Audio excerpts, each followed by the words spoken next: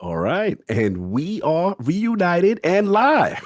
And welcome to the Last Word Campfire, fresh-faced evening campfire with the Cheetah and myself and Thai guy Travis. How are we doing? Let's start with the Cheetah, man. It's been a minute. I haven't seen your face. How you doing, sir? This is not a fresh face, by the way. This is a little scruffy. A little scruffy, yeah. Gruff. Scruff McGruff. Yeah. No, been busy. Played through the Shattered Space DLC, knocked that out in like almost a day, not because it was in between a couple of other things. Been playing something you'll hear about tomorrow on my channel, so check that out soon. And then I don't know if I can talk about it or not, so I'm just gonna wait till tomorrow and make my life easier for a podcast to be safe. One thing I can tell you that the embargo doesn't say you can't talk about it. Ooh. Yeah, we were playing the same thing, so it's like look for some information related to so it's kind of a gray area, right? Like usually if you can't even mention that you are playing it, it'll say like don't mention that you are even playing this game until the embargo time. This one simply just says, you know, don't post anything like footage or your opinions or scores. So typically I put that in the realm of like you can talk about it, but it is sort of up to he won't get locked up. He won't get him locked up. Exactly. One that I can talk about because I think it kind of went public today. I saw somebody else is streaming it. It is called Windblown, and it is from Twinmotion. They made Dead Cells. They were the original creators of Dead Cells, and you can picture it as more isometric like Hades, but with the roguelike still on it, but a very different aesthetic than you would say that Dead Cells has. So isometric, very fast combat, just really well tuned though. Final boss in the first realm I've got to many times. Still haven't beat it yet, which is like kind of annoying me because I've got there many times and he keeps beating me. But the progression's pretty deep that you can unlock so far. The more you play, you've kind of got the rogue light where you have some things that carry over, make things a little better. If you enjoy roguelike, isometrics, Hades, Dead Cells, any and all of what I just said, please check it out. It is one that I definitely want to play more. Kind of want to stream it when I have time. I've been a little busy, but I played it in between waiting on a couple of other things, like a good 10 hours. And this is like just the first world, but it's just that loop where it's when you start figuring things out, because you can have two different weapons. And if you end a combo with one weapon, you do a super move with the other weapon. So it is actually trying to finish that combo to swap to the other one. You can, like, the movement is really fast around like different platforms. You've got like perfect dodges that you can do. It's a combination of a lot of things, but it's still got the precision of Dead Cells. Story-wise, not anything like Hades. It's not on that level. Hades is still just one of the elites because it had the combat and the story so well. But the combat so far in this one is like Dead Cells tight. It's on you if you mess up, and that's always one thing I appreciate. The other thing I did is I 100%ed Black Myth Wukong. Every single boss in the entire game done, and did the true ending. And all I can say is if you play it, please get the true ending, because I was like laughing while certain moments were happening that it was just like almost surreal. This is the first game from Game Science, and all I can say is whoever managed the cinematic direction of some moments in this game absolutely crushed it, from the opening to some of the true ending stuff that I was doing to the finale. Absolutely amazing game. I mean, I have some nitpicks between like an invisible wall here and stuff like that, but I mean, if their second game or their DLC can polish some of that, it's a 9.5 in my head. It's so good. It's on my game of the year list for sure, no question. So is Prince of Persia, but performance stuff, but everything was fine with it. Okay, all right. It ran well for me. I played it on PC and it ran well, so that I was never really worried about. You master race boys, living well. So yeah, Windblown, excellent. Demo will be coming later this month. Black Myth Wukong, and my advice is I organically went through each chapter, and then at about chapter 2, I went to go look and be like, what did I miss?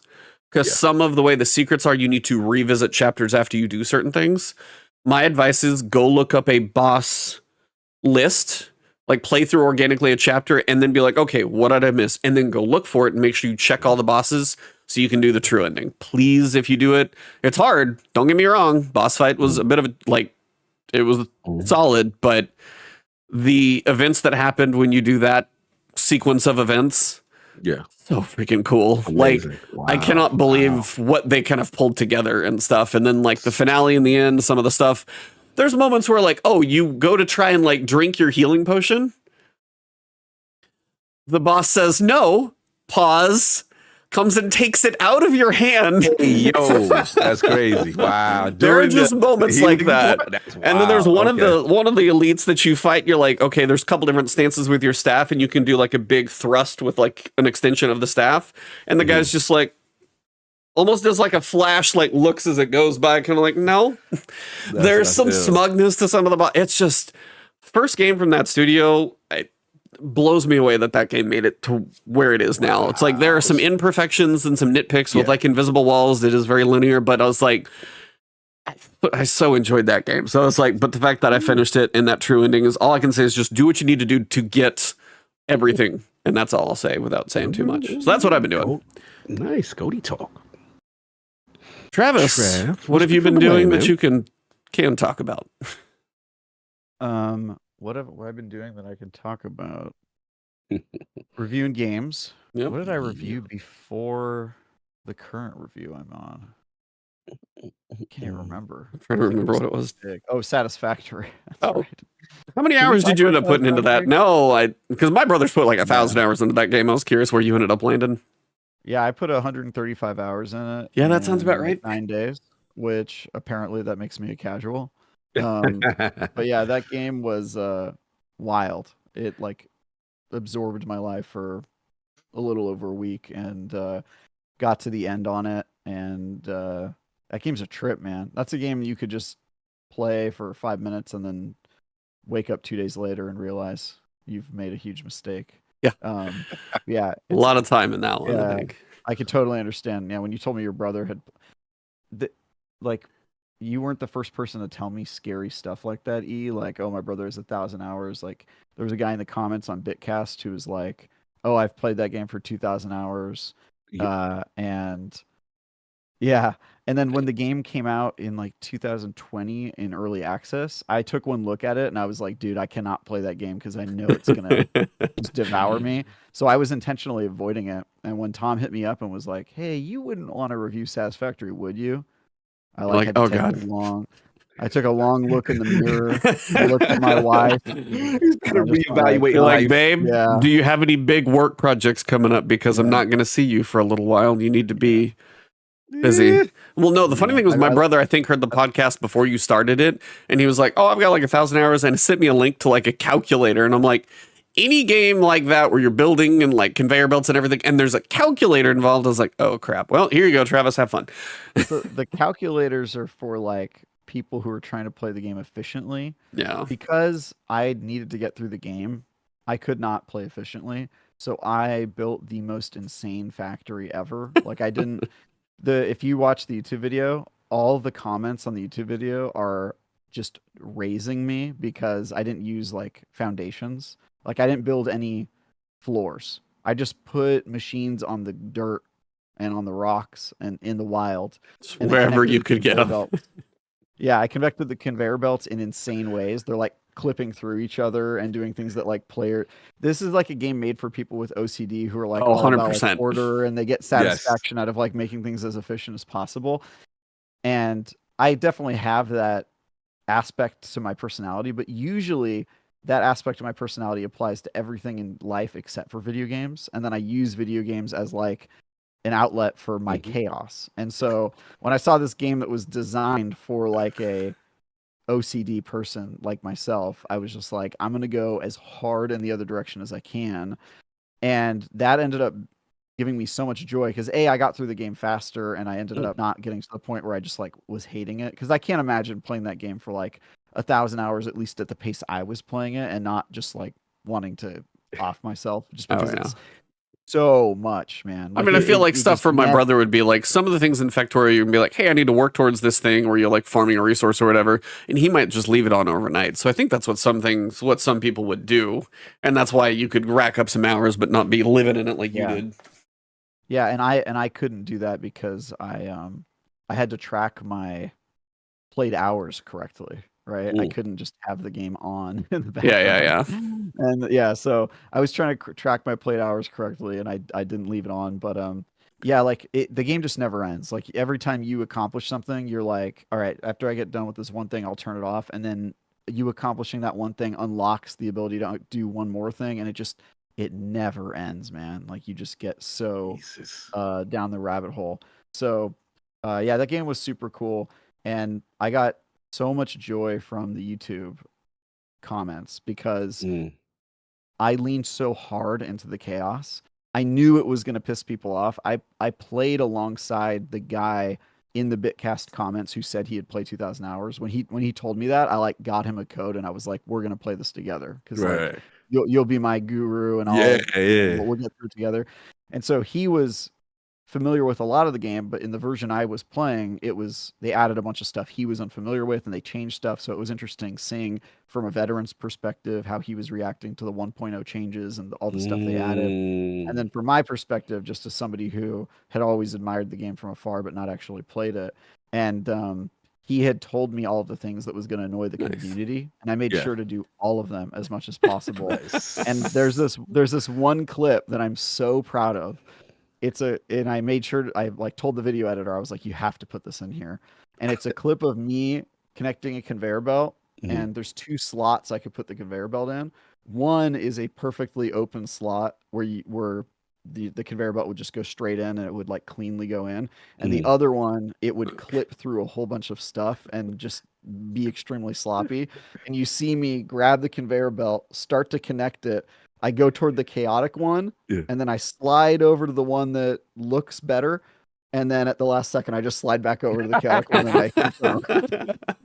And people were commenting like no, yes, no. like their reaction to me. Oh, that's perfect. The chaos. Yeah, and I was reading those comments and people were just losing their minds and being like, yeah, this is why IGN shouldn't be allowed to play games. Oh my god. Yeah, but what did you score it as? Here's the key. What'd you give it? I gave it a 9. Exactly. Like that's the difference is you still appreciate the game. Doesn't mean you can't have a little fun with a video edit. Yeah, and to be clear, we did make like factories that looked better. None of them were like amazing because again, I didn't have the time to play 1,000 hours, but like we had some facilities that were like pretty orderly. Like we built this train station that was super efficient and yada yada.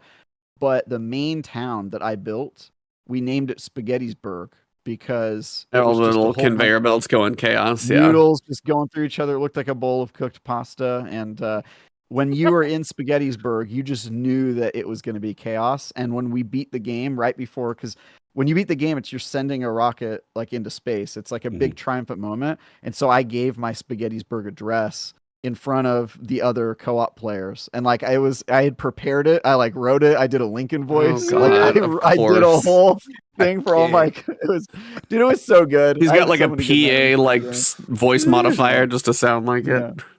No, I don't need that, bro.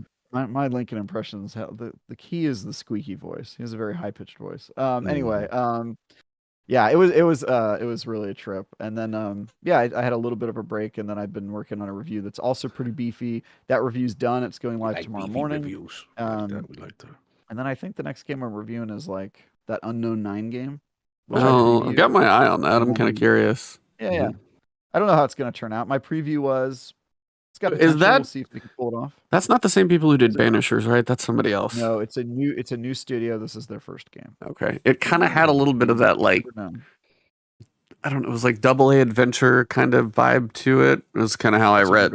Yeah. So I had my eye. I'll be kind of curious. I won't get to it in the next like week whenever it comes out. Speaking of stuff that comes out in the next week. Cog, have you played a demo of something coming soon here? God, bro, I've been playing games. Yeah, shout out to Metaphor Refantasio. So I saw that preview. Is that the official pronunciation? Because I don't have a clue. I don't know. Okay, I was like, I don't know either. Kids with blue hair and that's fair. Yeah, just make it up as you go. That's fine. Yeah. So it's the Atlas guys, Legacy of the Persona series, highly critically acclaimed. Craziest UIs that I've ever seen. Oh yeah, some of the most stylish UIs that you've ever seen in gaming. So I remember seeing that. Oh yeah. So I remember seeing it at preview events, and I'm like, all right, this is cool. But they got you like far in the game, and you're like, I would say mid to end game, and they give you all this equipment and stuff.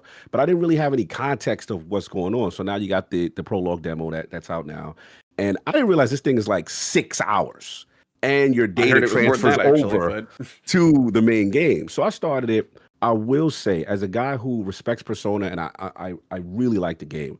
But I was never there from day one, so I don't have that emotional connection that most people have with Persona. So for Metaphor, it was like, oh, this is for me. This is mature Persona. We ain't in school. It's lords and people get murdered and shiesty plots in the kingdom. And Trav, I don't know why. Whenever you use the word shiesty, it's like once a year, but it's kind of great. But Trav gonna like this game because this game has the best discrimination in video game. Everybody's getting discriminated. You filthy elder race. You filthy. Bro, it is like there's like 4 races that I've seen. Like there's these guys with the horns. They call it like the chrome or something chrome. And then there's like these elfin people with long ears. They call the Ressance. And like so everyone's got their class structure. They're viewed differently. And like you yourself is this like race that is really, I don't say downtrodden. They're not respected. They have like heretic type magic that is not respected in this culture. Essence in this world. Yes. So it is hilarious. And the game starts off by letting you know where you're at. Like some of the discrimination is so funny. I had to record it and screenshot. I'm like, what is this? Like, this is wild. So anyway, but the thing is like a play on like fantasy and I think it's a game within the game where it's like they're telling a fantasy, they're telling a tale and what a world could be, and they don't like what the world currently is. But long story short, portrayal of Japan, I think, for what I can tell. Yo, it's deep. But I will say, like, the combat this is the next level of a turn-based, like JRPG goodness. They got rid of the thing that I hate for Persona when the main character dies, then the whole thing is a loss kind of thing. They got rid of that. I feel like I'm used to games when you play and like, say, for example, you go through the map and you kill all the enemies and stuff like that. And then you use your potions to get your MP back. Or you go to the, when you rest at the town or the inn, you get your health and MP back. Oh, no, not Metaphor. Metaphor, everything is strategic. And the dungeons are a grind. Like, it is, you have to make strategic decisions whether to fight or not. And then what I like, they also have this kind of like real-time combat. You can avoid situations if you're stronger than someone. You could one-hit kill them in this kind of like real-time mode. And it basically gives you an advantage when it jumps into turn-based mode. So it's like these really cool ideas that they got going on. The game is dope. The voice acting is top-notch. Top-notch voice act. I'm very impressed with this game. So yeah, I mean, I barely got through the dungeon was pretty difficult. They have a day and night cycle with certain activities and events. But it's impressive, man. It went from a game that, all right, I'm interested in, I have my eye on it, to now like, oh no, this is one of those that I have to get. Like, this might be a goatee if they continue with this story and continue, with the great gameplay. So yeah, Metaphor Refantasia, very impressive. So I'm doing that. Second, obviously, big Tekken guys. So the new DLC came out. It's so ridiculous. Hayachi's back. This character. Yeah, I know. He was dead. So it's absolutely a little hilarious. Weird. Yeah, they have story content for DLC for the first time. So they take it out of Mortal Kombat's bag. I thought it was decent, just rushed. I just felt like, man, yeah, really rushed this story just to try to. They're just like, here's a new character and kind of why. Right. And to their credit, they added story. For the first time, the DLC characters are actually having stories, so you could tell what they were doing during the main campaign. So I blazed that in for like 2 or 3 hours. That was nothing. And then, of course, Shattered Space. I say that for last because I got so caught up with Metaphor. And right now, it's okay. It's nothing major. It's more Starfield. Basically, this is a factions quest. Is what this is. This is not an expansion in the truest sense, like a Far Harbor. And I get why people are disappointed. I get why people are like, yo. Do you feel? Obviously, it came a year later. So I mean, some like if it was. I heard one thing where it was like maybe it was cut content or something. Like, do you feel like the original game might have felt more well-rounded? Do you think this would have added anything, or do you think it would have been? You know what this reminds me of? This reminds me of a more fleshed out. Have you done the Crimson Fleet storyline? I did. Right. So it would be like Crimson Fleet. One of the cool ones for sure. Yeah, like its own planet. in its own story. It's basically a faction that's isolated, and it really doesn't, from what you guys are telling me and Maddie's telling me, it doesn't affect, because I haven't beat it yet. I've done a lot of the side stuff first as opposed to advancing the main quest a lot. But it's basically a self-contained faction quest. It's really nothing in the sense of, oh, this is transformative, this is affecting the unity, this is affecting the overall universe kind of thing. Now, my personal bias is I do like Varun culture because they're very fanatical. They're very, it's like a play on Muslim and Indian cultures. It's like a little, I just like the what they're trying to do with it, and this whole science versus religion thing, versus religious belief versus scientific fact. What's really happening here? So I like what they're trying to do, but I need to see how it ends for me to make a conclusion if this story is worth it. Now, where they got to come to the front of the congregation is this performance. Oh. This performance on the open world, you can tell the game is not designed for the Rev 8. It's just not. Especially if you're driving in scanner mode. Bro, it is tanking on the Series What's this? X. Okay, I was going to say Series X. Oh my God, on the Series X, it is tanking very bad. So, I still like the aesthetic of Varun Kai. The interiors to me look really nice. It's kind of fire pits and modern and chic and this, but it's just the outside world. The game is mixed. Some parts of it look good. The other parts I'm like, ooh, the textures though. And to your point, Andreja, I was disappointed so far in the main story. I wanted her to be prevalent. I want her to be walk around like, hey, this is my home, or this is where I grew up, and I didn't get that. But what's crazy is when you do side quests, she's so active. She's so, in the mix. So it's just a mixed bag right now. So I totally get it. I want to reserve judgment until I beat it, and then I'll give y'all the real. But I totally get what people, and I remember I'm the Starfield guy, right? So I totally get why people are like, nah, Cog, that ain't it. I waited for this. Like, this is just a glorified faction quest that you guys are charging like $30, you know what I'm saying, for whatever it is, that it's not the price to value, proposition. So I get it. And then Destiny, which I will get into, I went on a rant on Duke. But for one last word we missed, Travis would have been proud. I had to get him the business. I was very disgusted at that. All right. Whole... So what we're going to do is we're going to switch over to Destiny content now. Yes. So no surprise. And we're just going to turn it right back over to Cog. So Destiny time is going to commence, and I'm not entirely sure what's coming. Let's go. Bro, look. Y'all know I love this game, even when it's the foolishness. It's the seasonal content. It's the, I'm like, all right, I'm tuning in. It's tuning this week to see, and then I'm out, right? So I know what I'm getting into. It ain't gonna be nothing substantial. This ain't no expansion. Okay, boom. I start this thing, so I'm like, all right, let me catch up because I want to get ready for Revenant, and I haven't really done anything. I haven't been enticed to play this game. I really have no desire to play this game at all. Fire this joint up. So I guess then I'm like, all right, what we got to do? So you get through a certain part, and it's like, okay, you can't advance it anymore. You have to do the exotic mission. First of all, Bungie, stop. Do not put the advancement of the story locked behind this end game content that a majority of people can't do. And I'm a decent Destiny player, and I'm like, bro, this is a lot. Then, bro, why they want you to run this mission 8 times? Like the same content. Like, bro, I am a stickler for running a strike or the new activity here and there. Don't make me run this thing 8 times just to keep advancing the story. And then the sad part is the story. There are parts where it's trying to do something cool with Maya Cinderesh, and I like the part where she trying to find her version of homegirl, and she keeps murdering them. That part is kind of funny because she's dark. Yeah. But it's like, bro, don't be locking all of this, and I got to keep running this stupid mission every single time. This is the laziest, worst locking of a narrative behind, content I've ever seen. Like, this is extremely lazy. Like, I was like, y'all didn't have anything this season.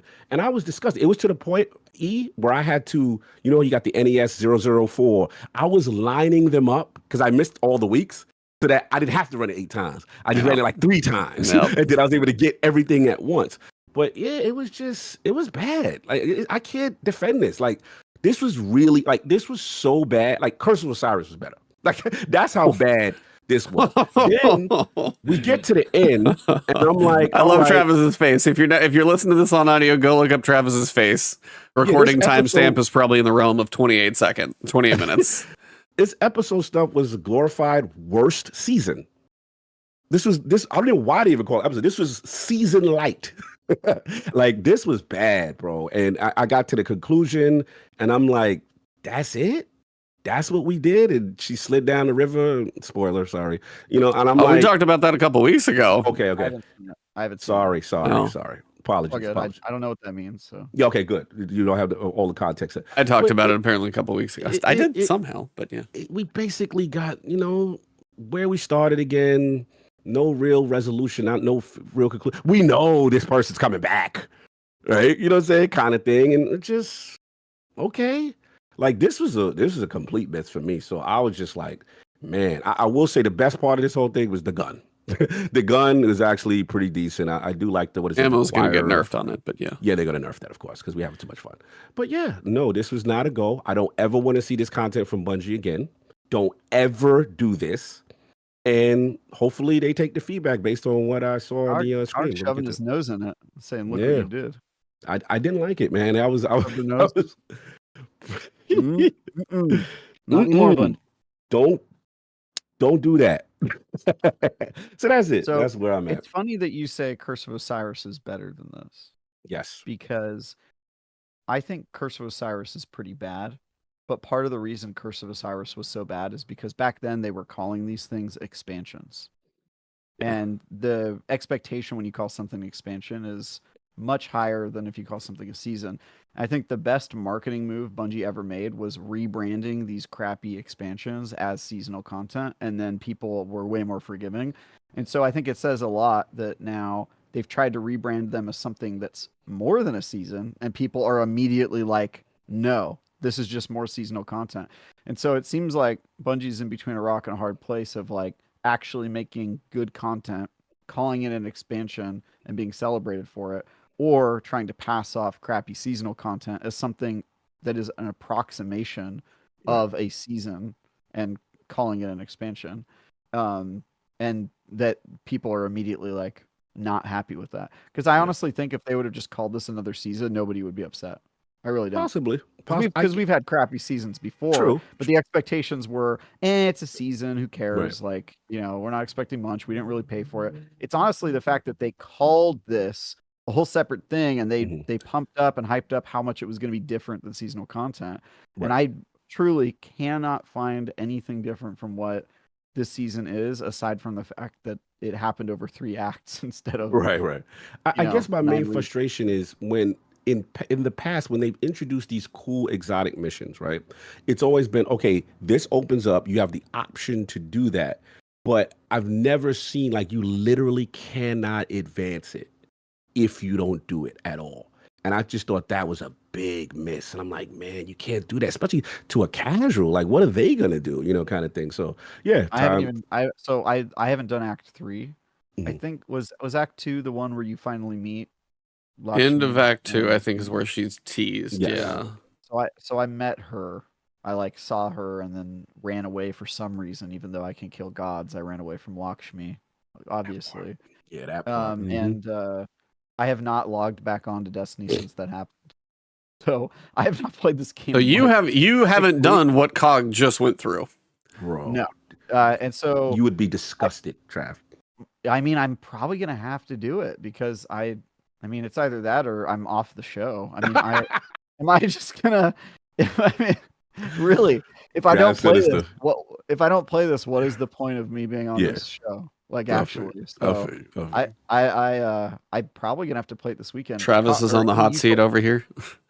You told me I have to play it by Tuesday, right? Or it's sayonara. Yeah, what happens? Did they say? So the reason I'm wondering about the episode, they said typically I would imagine it's an annual cycle where things go away, but the way the helm is covered in all the I haven't logged in a minute or two, but the way the helm is so covered in, there's like 6 nodes for this episode, correct? Like you got the first activity, then you had Enigma, and then you had the Battlegrounds, and then the difficulty, and then you had the exotic mission. I feel like there's one other one for some reason. And I feel like the helm is normally, excuse me, not that busy. Yeah, it's very busy. Yeah. So I don't know if they would like move it to a side. It should still be there in theory. If you bought it, you own it, it still should be there. you should be able to play it at any point. They've actually said you should be able to play it at any point. It's all fully unlocked. I just don't know with regards to if it would move positions, change anything. Like if it went to like a weekly rotation, I feel like that would be a year from now with like Codename Apollo and stuff. So I think you would technically have time. And they are standalone stories, so you could probably wait. But yeah, it's just kind of up to you on when you want to get to it. Yeah, it would be interesting to see your reaction and try and cram it in a weekend, though. So I mean, that was the plan, right? To get your helpy and go through it. I gotta run it on expert once to do the catalyst stuff because I've done all the secrets. I know. You even got the catalyst. I got the catalyst. Wow. Okay, yeah. So I'll do that with you if you're down. Because my review is done, and I don't think I have anything this weekend except for like real job work. So I'm down to run that. Or maybe it'll be fun if I don't. Maybe the show will be 2 people who play Destiny and 1 person who doesn't, and we'll all just carry on. Hunter, a Warlock and a used-to-be Titan. Yeah, is my perspective valuable if I don't? Is that like an interesting kind of... Oh, that's an interesting perspective. They do a Destiny show, but one of them has never played the game. That's kind of an interesting twist. It's like... It's hilarious. Listen to you guys talk about it all the time. No, I'll play it. I have not had a single period of time between the wedding and the post wedding, starting a new job, doing some pretty intense reviews, and I'm finally at a place where I probably could play this weekend. You could bring the outside perspective, but why not? Let's do it. It'll be. We'll try and squeeze some time. I would play through it like once, like get through it, go, and then when you're like, do it once normal. Then when you're ready and you're like, all right, I've run it, I know what's going on. Then we can go do the expert. I don't even know if you can do expert first. That's the other reason I say that. Second, it'll be like 2 people gathered around the campfire. You know, when you go camping and there's one person who just wants to stay in the car. Yo, like I'll be the guy in the car. Going like, I really like this. We out there in nature. I don't want to get bit by mosquitoes. Like, that kind of like not really committed to the camping experience. Yep. You're only kind of halfway there. The logo, it'll be a cheetah, a ninja, and then like a car in the background, and you see kind of like somebody on their phone. Like just like not really invested in not really engaging. That's hilarious. I like that analogy. Or maybe I'm just like FaceTiming in. Like I refuse to come, but I still want to hang out, so I'm just like FaceTiming you guys. Yeah. Have a phone and you're on a phone mount, like I'm just on a phone mount, like, hey guys, G-Man stupid. Like I wanted to come for the guys trip, but I just couldn't go outside today. He said, G-Man said Travis is too busy with his own romance to pay any attention to Sake 14. I know. That's fair. What does it say about me that this is the only season I refuse to participate in? Do I have some like unconscious bias? This is a good one. Yeah, is there some reason I was like, I think I've had enough of Destiny right now. I have a good I have a good line, but I'm not entirely sure I want to say it. Do it. Travis only shows up for quality content.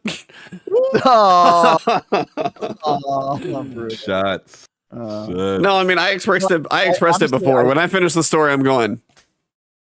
Come on. You told me that. Yeah, I was like, I actually think it's a terrible use of all the characters involved. Saint 14, who has had, gotten the short end of the stick since they brought him back, and then Osiris, who's had terrible depiction in the game from moment 1, like basically since they introduced him in Destiny 2. So I feel bad. Cog pulls for the underdog. That's what he does.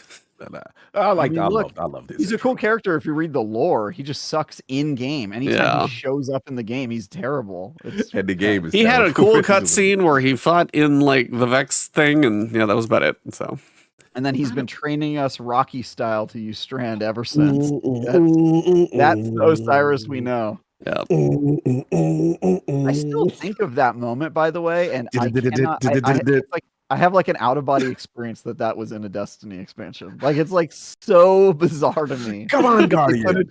They put a training montage, like movie clip. Bro, in the we game. were spinning around that room. And it's not like it was in a season.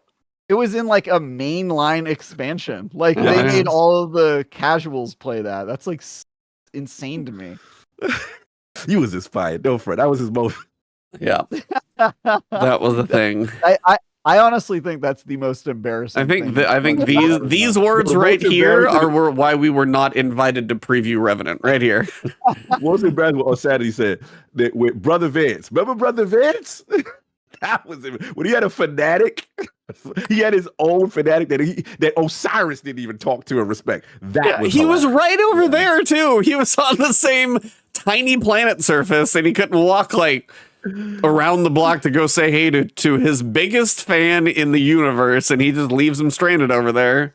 Disrespected the Pretty sure Brother Vance vaporized into something. He's not doing hot. No, I mean, honestly, Brother Vance is lucky. Never meet your heroes. I mean, look how we think of it. I mean, you know what I mean? Like Stalker Vance in chat. That was pretty good. Oh, anyway, man. That's probably enough Osiris slander, but no, I do feel like this season was bumpy. And unfortunately, it didn't land either to me. And that was the problem, is like, if you have a self-contained story, it still needs to have some like kind of through line of plot events that happened. We ended up exactly where we started. She still has the Echo. She's back where we can't get to her. Everything we did amounted to pretty much absolutely nothing. And I feel like that's my biggest problem, is when the events get done, she gets away. She's in the Vex Radio area, so she's not gone. And then she's like, you don't know what's coming, or whatever the final line is. Like, okay, that's it. We already got a warning of the Winnower in Final Shape. Like, this did truly move the needle 0 to me. And that was why I probably had the biggest thing. Repeating the exotic quest in Act 3, that I feels like, I understand exotic quests are not small. I understand they are a pretty big lift for the developers. It's hard to have like, hey, go get your exotic weapon and then just leave the exotic quest alone and put that much effort into something. I kind of get what they were going for, but it needs to be designed in different wings or something. It needs a different design structure than 95% of the same with some small tweaks. And the puzzles were okay. Like, they were decent, but not the craziest in the world. Like, didn't take too long for me to solo figure them out. So, I mean, kind of at that point, yeah, it's just nothing. It was like, hey, here's this thing, and then just nothing. No, that was unfortunate. And my other main issue narratively is, you know, the reason we won to me was because we're the Guardian. Because we literally just shook it off. Like, why? Like, you know what I'm saying? Because technically they built her up to a little bit of an extent. And what's sad about it is I do like that voice actress. That's She's awesome. Yeah, she's awesome. And there was moments that they had when, you know, she's trying to find her version of Maya, of whatever the girl's name. You know, so Maya was trying to find her. And I was Stioma, I think. Cool. Yeah, whatever. But it just, it was just a miss, man. It was like, what happened? To be like, I overpowered you with what? Your willpower that you do or don't have sometimes, but not the others? Like, that's basically the storyline, Travis, is you trying to go back in time to find your version of D. And then you be like, all right, so this version of D, what did we do on the wedding day? And then D said something slightly off. And then she'd be like, degassing, poisoning, killing off D. Like, she was going through every she puts him in an exo body and kills him. Kills him. So that part was dope. You had to wait for every exotic mission to get to this part. But so the idea was cool. She was so wrapped up in her version of what she thought, she lost herself. And that part was cool, but they just executed so poorly. I was like, damn, missed opportunity. Because their voice actress did a fantastic job. Not too bad. Yeah, the voice work's never an issue. Like, that's not the problem. So I can't even imagine what Bungie's going through as a studio, but I can't imagine that these good ideas are getting all of the production support that they need to turn out well. Yeah, that part. Yeah. So, as we have wrapped up episode 1 and put that on the very low part of the tier list, not sure what the grade is, but it's not the best. We got new information about what is to come, and that started with the Destiny 2 Revenant Act 1 reveal stream. And in the reveal stream, we got a tease about the narrative, and we got some concept art kind of about the planets for both, like, Apollo, by the way. We got a tease of what's coming with Apollo that kind of jumped ahead a little bit to that. They also spent a lot of time saying that Onslaught is getting a rework. So new defenses, like different rewards, obviously, from it. 3 new maps. One of them was, I can picture the map, but I can't picture the name. New enemies, Widow. So you're going to have Widow's Court, or no. The PvP one. Right? PvP one with long sniper lanes, I'm like, but it's like a box, but you got long, Widow's Court, okay. Church. Yeah, with the church. So we've got new enemies coming through. So you're gonna have like say Scorn in there. They redid some of the old Onslaught maps to kind of get them updated with the new stuff. The big one out in Cosmodrome, they kind of refined that one, it sounded like. So they put some effort into Onslaught to get it updated to where you've got, turrets that can now do scorch damage and stasis trip mines. So those are upgraded and have a little bit more value. Yeah, all we was doing the Shax bot. Oh yeah, 100%. Everybody invested in Shax, and that was it. And they're going into just they spent a lot of time on Onslaught. It was early kind of what they were talking about. They talked a little bit about the potions that we're going to be dealing with. They're going to have these tonics that are both for combat purposes, kind of boosting the artifact benefits that you can have, and then also kind of like reward specific ones where if you want to go almost a tuning towards, say, like a specific weapon or something like that you're going for. So you've got different tonics that you're going to be working on for the season, and this is kind of the whole thematic piece behind it. And then for example, tonic which gives the following effects for 60 minutes, reduces the incoming damage from combatants that are at point blank range, and it's going to boost artifact perks. So for the thick of it, while you're surrounded, your weapons have increased handling, swords gain increased charge rate, and then curative orbs, picking up an orb of power grants elemental pickup grants you a small amount of health. So it's all if you're leaning into a more close range build, you can do it that way. And there's different rarities of the tonics, probably is going to be more on how long the effects last and how strong they are. Same thing on the rarities of loot. It looks like you've got either exotics or exotic engrams, and then kind of specifically going for all the different ones. I'm just trying to skim through the stream here. They spent Onslaught on the screen for quite a while. They were working on that one.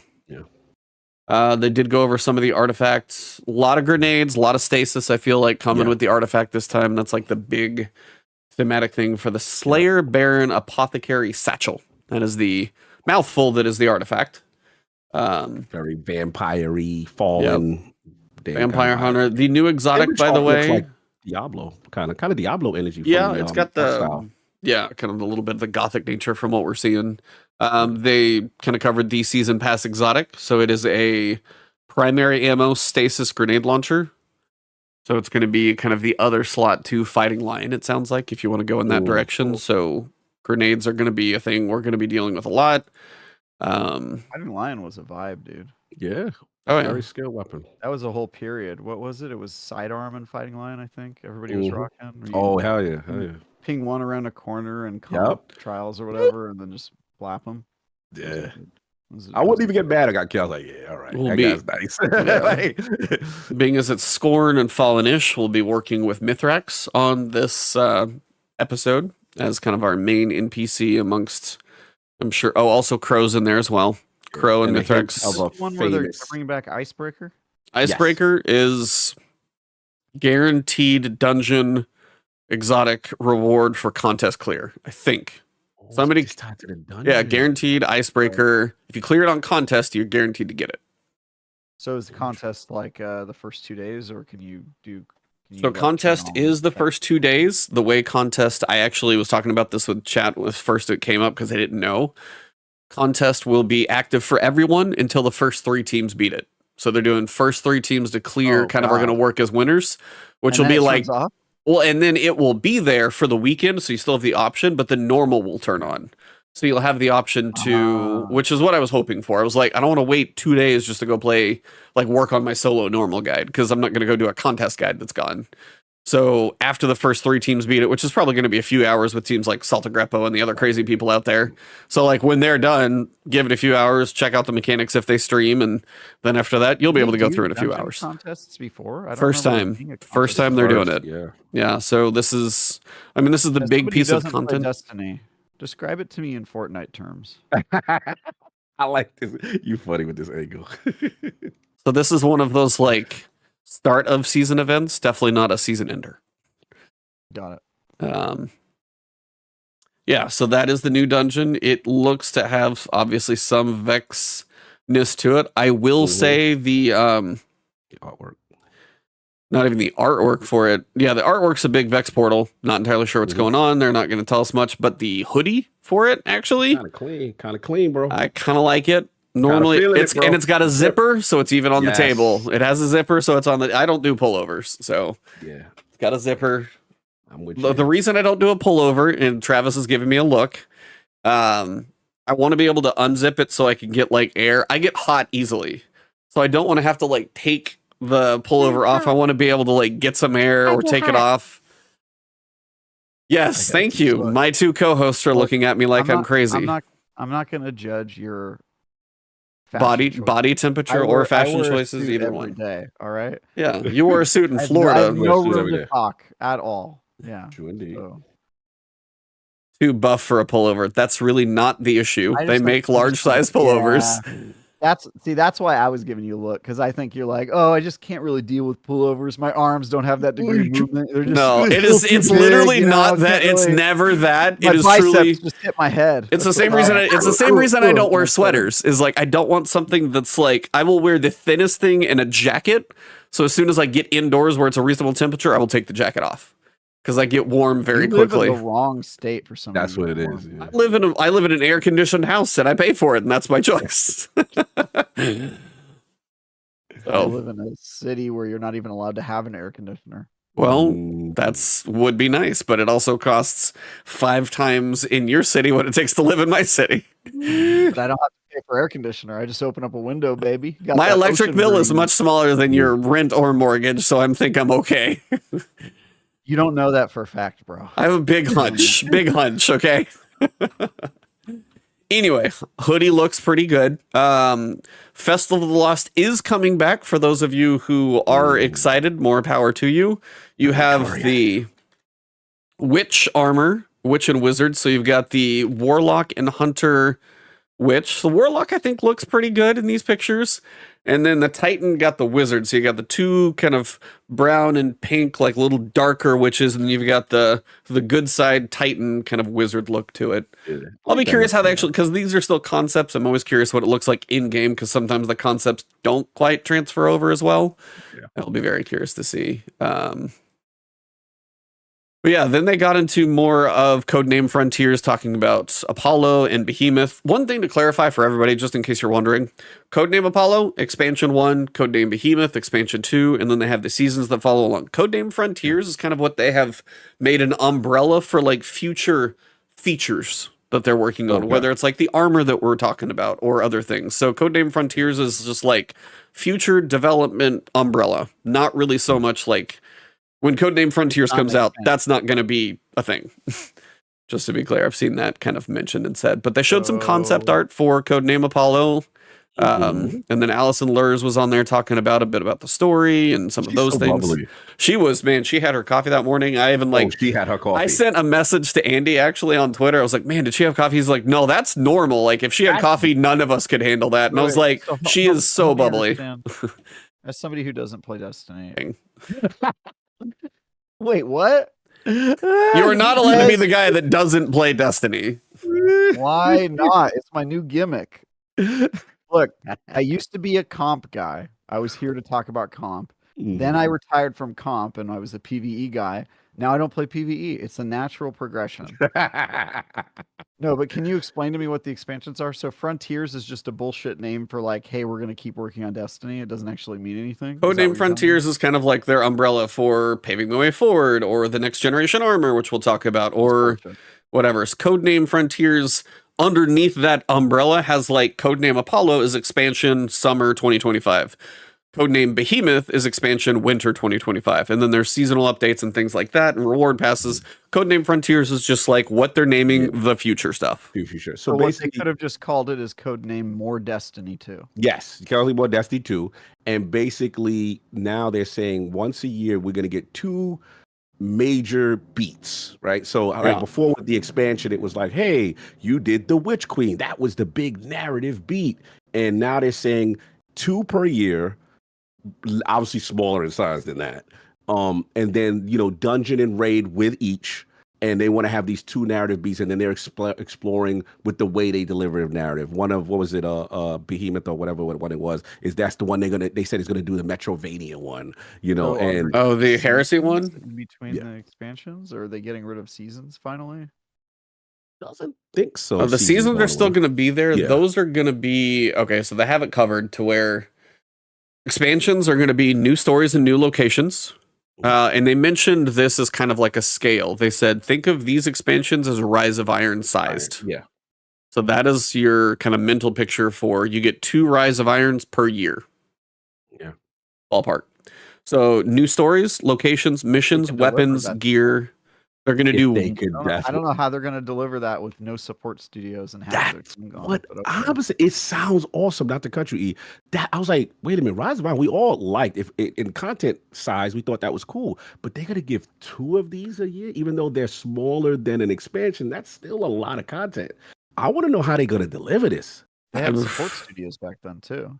Yes, good call. So I've kind of wondered about the same thing, and my hunch is that you take whatever remains of the staff, which we don't know who's on Marathon, who's on Destiny. Whoever was working on Final Shape, some of them remain. That would be your bigger expansion team. If you take whatever remains, divide it in half, and then you take your seasonal teams like Tom Farnsworth on Alpha and the other one on Omega, and you just have one team for half one and one team for half two, I would imagine that's probably how it's kind of divided. Because you have the expansion doing stories, locations, missions, weapons, gear. Apollo will get the raid. Behemoth will get the dungeon. You get 1 raid per year and 1 dungeon per year. That is it. They've kind of clarified that. Seasonal updates are smaller. So you got new and reprised activities. So this would literally be your seasonal content. Gear and artifact mods. So that's just your weapons and artifacts. Modifiers and challenges. They talked about modifiers and challenges as like a thing for more difficulty and better loot. Sandbox meta, and then just like events, so picture seasonal stuff. So really the seasons are going to be probably a couple of activities and then your artifact changes and then probably some new weapons. So I would guess like if you take the full expansion that works on something for a year, kind of divide them in half and they can work on this thing for, you know, a year up until it and the other team gets that long. That's my guess how they'll manage it. Still doesn't seem like it's going to be an easy thing to do, but that's my guess how they would have to divide everybody up. Yeah. Very interesting. Very interesting. Okay. So just got to see how they execute this. Yeah, I don't know how they're going to do that. That sounds like that's a lot. An Activision promise without Activision's support. Kind of one of those where I'm not going to be surprised if things are delayed. Yeah. I mean, I'm okay with that. Honestly, when they announced Frontiers, I hoped that that meant that they weren't going to try to keep forcing out content on a regular schedule. I hope that I had hoped that that meant they learned their lesson from Lightfall, that like sometimes you just need an extra year and it's okay for people to take a break from Destiny. And I really thought, you know, after a couple episodes we were just going to hear, hey, we're working on something and it'll be ready when it's ready. And it sounds like they're doing the opposite. They're like ramping up and being like, we're going to do it twice a year and it's always going to have this. And I don't know if they can actually meet that cadence. I have serious doubts that they can. And B, even if they can meet that cadence, doesn't that put us right back in the place we were before, where we were worried about these things being too formulaic and predictable? I mean, the fact that we know we're getting 1 raid and 1 dungeon in each expansion, and they all have the same kind of like vibe and progression loop to them, and I just don't know. What do you guys think about this? Is it enough for Destiny 2 to be just good now? I think I'll let you go. I think it has to be for the situation that the studio's in. Enough. Good. It has to be enough because they can't pull a Destiny 3 out of their butt. That is not in the cards. The Marathon team would have had to been working on that for the past 4 years. So they're in a situation now where still this is the only thing that is technically making them any money. Marathon still is a thing that is in the works and we don't have a date or a preview or anything for that. You hear about a playtest every 6 months, but that's about it. It's a thing that's going to come out, but it is still an unknown. So I feel like they have to make the best of what is there. I don't know if the timelines are required. Like if it was stretched a little farther, where if it was an expansion for this was 9 months, there would be 3 seasons, or you get a little smaller tweaks in the seasons and you get 9 months between them, but you still had kind of the divided expansion team working on 2 things, and that allowed them to do a little bit more. Maybe that's more reasonable, and maybe that's what we might end up getting with like a delay. I could easily see if we do get Apollo that they might have this year-ish to work on, that I could see that 6-month window being a little short for Behemoth maybe, and then the delay or somewhere in there. what I mean by is it enough for Destiny to just be good? Is that we know Destiny has these problems, like even when it's amazing, that it's not selling that well, right? Based on what we saw with Final Shape. And also we know that the player base is getting smaller and older, which we have concerns about that. So like my question is it enough for Destiny to just be good? Like can it do 7 out of 10 expansions a year that are smaller and that be okay? Or does it have to significantly change the game to succeed? Does it need to be amazing? Does it like what is your guys' perspective on that? Can it just get by? Can it skate by on 7s? You go and then I'll. Yeah, it's a tough one. Because when they was talking about this, first of all, shout out to Eddie Salisbury. I love him. And he's a good host. Yeah. He's awesome. I really like him as a host. I mean, he's getting to the point where I'm like, look, Deej, got some challenger, man. Deej is a legend. He's smooth, and he's smooth up there. I appreciate it. He's smooth, man, and he plays the game, and he's on it. So the vibe I got is like, okay, man, they're gonna do 2. They're gonna be less. They're gonna be Rise of Ironsides as opposed to traditional expansion size. But Rise of Ironsides is still pretty substantial content. That's a lot of content, and then you're doing 2 a year. Okay, fine. My thing is, this has to be part of a financial play because you're charging now twice. That's the big question: is what do these cost? That's another side of this. Talking about that yet? No, and that to me, because I'm like, you can't.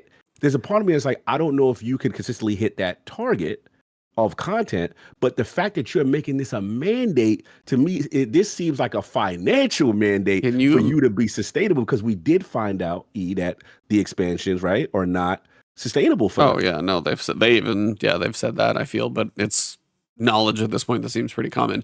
What I was gonna ask is how much was Witch Queen? $40, right? 40, yeah. How much do you think? What if they ask 40 for Apollo? I wouldn't be surprised for a 40-40 club. I wouldn't either. There's also the possibility that they have less pressure. When you get rid of half of your staff, you don't have to be as profitable. Like it's also could be a reason why they're your head count is your biggest expense no matter what company you're at. Right? Especially for software. Yeah. Half the head count, you could maybe afford to do 2 $20 expansions a year, and that would be interesting. Pay 40. I think it would probably be at the lowest. I'm thinking 30.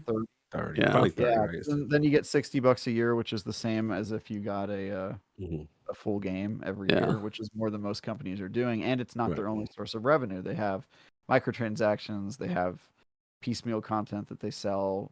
Season passes. It sounds like your seasons are still going to be a thing. So they have a lot of opportunities to. They did say they're getting rid of the dungeon key. Small glimmer. Yeah, I was like, it's the big thing that comes with the expansion. So it's kind of would be. But my concern is that none of this fixes the larger problem with Destiny, which is that they're bleeding players, and they don't seem to have a plan for how to make Destiny exciting or flip the script or do something new. And I need to know. I'm with you, and what I got from the stream was their answer to that. Was we are going to do for the first time different things every DLC. So one's going to be Metrovania. One is we're not going to tell a linear story. Yeah, Apollo's not linear. That's the first one. And you do it how you want to do it, and then you could get to this conclusion. So I will give them this.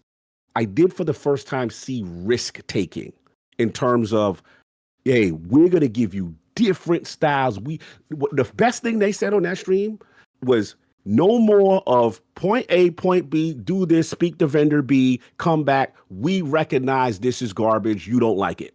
And we're done with that. From now on, it's going to be different every time. So there's a part of me that's like, ooh, that's cool. This time Metrovania, this time non-linear story. But again, like you said, you have less people. I need to see the execution before I have faith that you could really do this. But that's the big one. Thought process. We had talk about episodes, and then we got this episode. You can have talk about doing new things, but how far is it? That's where I would. Yeah, I will always appreciate them taking risks, but there's the two problems I have. Is one, we've already heard this narrative before when they told us that episodes were going to be super different than seasons, and then they weren't. So like, I'm just a little hesitant to take their word that these expansions are going to be like significantly different.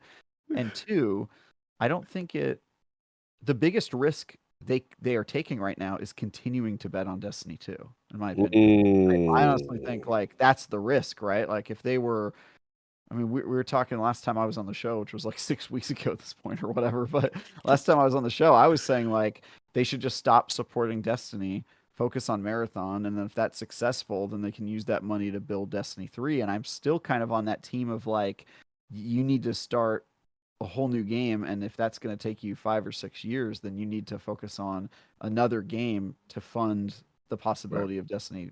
I'm just worried that Destiny 2 continues that. It either continues to just be stagnant or it even goes down. And that if Marathon doesn't hit, that's game over. Yeah, that's a fact. That's the big one. Yeah, there's a lot of pressure on Marathon now to allow this. That would be a thing too, is if you're saying if Destiny does get to a smaller maintenance mode, and then if Marathon has success, Sony could probably see the investment to maybe saying, hey, if Destiny could limp along for a couple more years, let's start building D3, have that be something we could release, who knows, 2028 for, you know, your next gen, whatever. All that. I mean, it's going to be years. It's going to be 4 or 5 years to make something of that scale. So it's not going to happen soon, but they need to see that studio something they still want to invest in. And Marathon right now is, sadly, again, it's like, how many times are we going to talk about Bungie with these make or break moments? But it's like, financially, this one feels a little bit more because you already laid off half your staff and then half of it's working on your kind of only moneymaker. In the games industry, every game is kind of a make or break moment, unless you're like Activision or Microsoft. But like, you know, if you're a small studio or one that's trying to maintain independence from your corporate overlord that just acquired you and says that they're going to take over your board if you don't make money, every game is. I mean, it's the same thing. Like every election, they say it's the most important election of our lives, and they're like, true. That's true. It's just every game you release is make or break. Like this stuff is important. So I totally empathize with them there. I'm really surprised that they're just continuing on this path. Yeah, looks like what's your man name? Tyson Green, I believe his name. My man, Tyson Green is running Destiny, but yes, that is the OG. I have never met the man. I would be happy to sit down for a chat with him, but man, that would be a hell of an exclusive because he doesn't talk to. He doesn't talk to like anybody. The fact that I think he talked in an article. He's in one of the TWIDs. I was surprised at that. Yeah, he's outside. The elusive. Like, okay. Yeah, they're going, they're trucking for it. But yeah, I'm with you. I have the same concerns, and we got to see how it plays out. Yeah, they talked a lot about. They kind of showed the 2 concept art pieces of New Destination, where you've got obviously different humanoid-looking figures and kind of almost a different society, separate from where we currently are, but with a little bit of throwback in symbology. I'm sure Bife would probably see one of the symbols that looks a little familiar. Oh, yeah. So there's something in there where there's going to be a tie, but it's new. Destination does look kind of unique from just the 2 sets of art that we've seen so far. Mm-hmm. And then, Allison literally talked about how, as you said, you could go to point A and then D and then B and then C if you want to do the things in whatever order. And you'll eventually still, as you do certain number of things, you'll probably unlock other steps and work on moving things forward in this kind of wider arc of how you can choose to get through it. It is a saga that they want to tell. So at least, as opposed to episodes, it does feel like there's going to be a bit more of a future of like one story will lead into another, but they are trying to tell them in a different way from, as you said, between Metroidvania or nonlinear stories and other things of that nature. So a lot of talk right now. They've got a year to try and put Apollo together and see if they can surprise us. One of the things they're trying to do for Codename Frontiers at some point, they want to mess with armor. And armor, they dropped an entire article armor. Dying. This is what I waited for. I was like, I can't wait. I want to know what he thinks about this. So, they said they wanted to rebuild armor. It's like they've been listening to me for years. TLDR. Armor will be more active in interesting part of build crafting. Stats will be reworked to be more impactful, less confusing, and less constraining. Set bonuses. That took a minute or two. Will be introduced. Like yeah. I'm not the first person who've done set bonus has been around, I'm pretty sure, since Diablo 2 might have been the first one, and I'm sure they weren't even the first if there's some game historian out there. They even teased the set bonuses with some of the seasonal stuff, and they were pointless, but they technically existed. Anyway, set bonuses will be introduced to give individual armor sets more unique identities and build crafting elements. So they said the problem is, since Shadowkeep, basically nothing has changed. And it's true. Not like you get a set of armor right now, and outside of just infusion, which is just aggravating, there is no point in changing it out. If you have your stats, you have your loadout, you're good. There's nothing really that matters. So the first thing with armor is rework stat mechanics. Stats will no longer be tiered every 10 points. Thank God. A stat should just matter. If it's 1, 10, 25, whatever. Every point will provide benefit. This change is intended to reduce the lock-in effect that happens when you fine-tune. So if you're at 99, you're still going to get the benefit of 99, which is appreciated. Stats are capped at 200 now. With the range from 100 to 200. So like 1 to 100 would still be right now. 100. Every stat cap's at 100 currently. So if you get up to 100, that is the lowest cooldown for typically cooldowns. Are they increasing how many stats an armor can have? Is that the So they're doing it in a different way. They're actually having less, but they're going to be like bigger chunks, I think. Okay. And we'll get there, believe. And this is the thing where I was like, I have armor skepticism. Armor pieces have less stats, but the cap is higher. Correct. Here, I'm going to send you a link so you can look at this while I go. Yeah, I also show me have image. timestamps in Somebody there. who doesn't play Destiny, explain it to me like it's Balatro. Balatro is really hard to explain in like one sentence, man. Explain it to me. Hard in game Balatro road-like. terms, though. What would be the equivalent of this? So, hold on. I'm trying to see if I can do this. So your armor, I feel like, will be more like Jokers, to where each piece will have more value. And if you can get a good set of Jokers together, you actually could have stronger benefits if you lean into one thing. How'd I do? Pretty good. Okay. Pretty good. I like it. I hope get used to this, because this is going to be my bit now on the show. Explain it to me like it's, and I'm just going to say it has to be something I've experienced, though. If you say explain it to me like it's D&D, I'm out. I don't have the knowledge. Too bad. I would never ask you to explain 5e, that inferior rule system. Anyway. So stats currently go from 1 to 100. Things like resilience, they give you a certain amount of damage mitigation. Things like strength give you a cooldown on your melee. Now, if you go over 100 up to 200, they're going to provide an additional powerful effect. For example, they use strength as something, and they say if you get strength up to 200, it gives you a higher and higher chance that you're going to basically double cast your melee. So if you really lean into like you cast it and immediately it would double up. Like if you have a thrown one, it would be like probably 1, 2. This is just the general that I'm kind of got from what they said and I've read. They don't have a lot of examples. It's still in the works. But yeah, that I need more explanation. Again, so do I. This is where like Cog was wondering where I'm at, and I'm like, I have skepticism until proven. That's kind of where I'm at. All right. Skepticism. So the stat bonuses didn't excite you. I gotta see it in action. Chesty. All right, I'm in favor of this now that we Chesty, baby. Okay, so they have like a brawler set. Armor archetypes have extreme. So this is like the brawler armor. It comes with 30 strength, 20 discipline, and 10 intellect. You got literally a hand cannon loader and something else. And you just see you have a primary stat, you have a secondary stat, and a tertiary stat.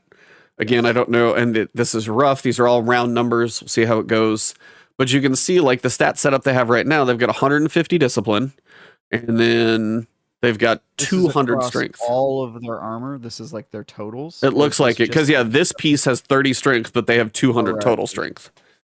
So this is just an idea that one. So instead of every single piece having. Yeah, they're getting rid of the junk stats. They said, yeah. Oh shit. Yeah, that's rework. Yeah, things are much spikier, and the things that is like, oh, you have 2 here and 4 here, they're getting rid of that. It's just like you're gonna have 3 different chunks. Are they gonna make me do? You are gonna regrind armor. Sunsetting. Are they gonna make me do Zur like articles again because of this? That's what I'm wondering. Oh god. So legendary armor will have a stat archetype which determines the primary and secondary stats, with a third being a free roll. These values should overall be spikier, leading to fewer points in dump stance because 3 of the stats are truly not involved. The class slot, Hunter Cloaks, Warlock Bonds, Titan Marks, will have a full stat distribution on par with other slots. So those aren't pointless now. And there will be a smaller number of unique stats on armor with larger contributions to these stats, with every stat point providing a benefit. That alone for me is good because I get so tired of being like, oh, I'm at 99. Well, tier 9 is definitely way worse than tier 10, so you got to make the difference, and now it's not as much of a thing. Set bonuses, you're going to have a 2 set stat bonus and a 4 set bonus. Yes. When they talk about the sets, some sound better than others. Like Tex Mechanica, not really selling it for me. So if you get like the 2-piece Tex Mechanica one, and when you shoot from the hip, you have increased movement speed and handling. And the 4-piece Tex Mechanica one, weapons have increased range and accuracy when hip fired. If you, by the way, shooting from the hip, that is terrible, like way to handle a firearm. I just want gun owners out there to know this. That, yes. Like you shouldn't do that. Aim a little. Yep. God, look at God. God's now, like, nah, dude, from the hip. Dude. Nonstop aggression, like nonstop aggression. Final, and again, these are all probably works in progress. None are final. This is just a couple that they have an idea. Nonstop aggression, final blows with freshly loaded weapons heal you. That alone, pretty solid. So if you're a reloader, and then maybe you get a perk on there where you reload more frequently, and now you're kind of leaning into that a little bit. And then the 4-set bonus would be damaging a target with shotgun or fusion rifle increases the damage it takes from those weapons for a short time. So if you go nonstop aggression, you lean into a fusion rifle, now you've got bonus damage on that big target, so you can chunk them down probably quicker.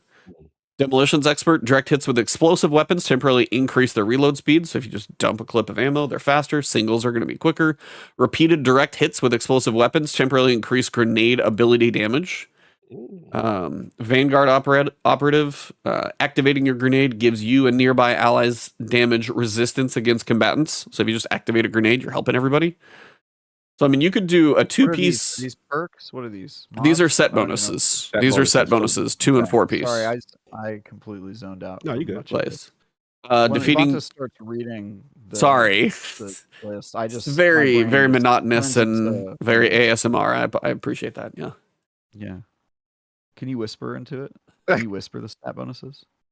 So, Vanguard operative, activating your grenade gives you and nearby allies damage resistance against combatants. The 4-set bonus, defeating champions with a finisher, generates special ammo for you and your fire team. Scotty B's like, what's up? What the hell did I just walk into? How's chat doing tonight? Hopefully you guys just walked into the fun there. Anybody else a little hot under the collar? Travis has got to loosen that tie there. A little steamy. Yeah, we get sexy E now. He prefers just to be called Sex E. Ba-doop. Ba-doop.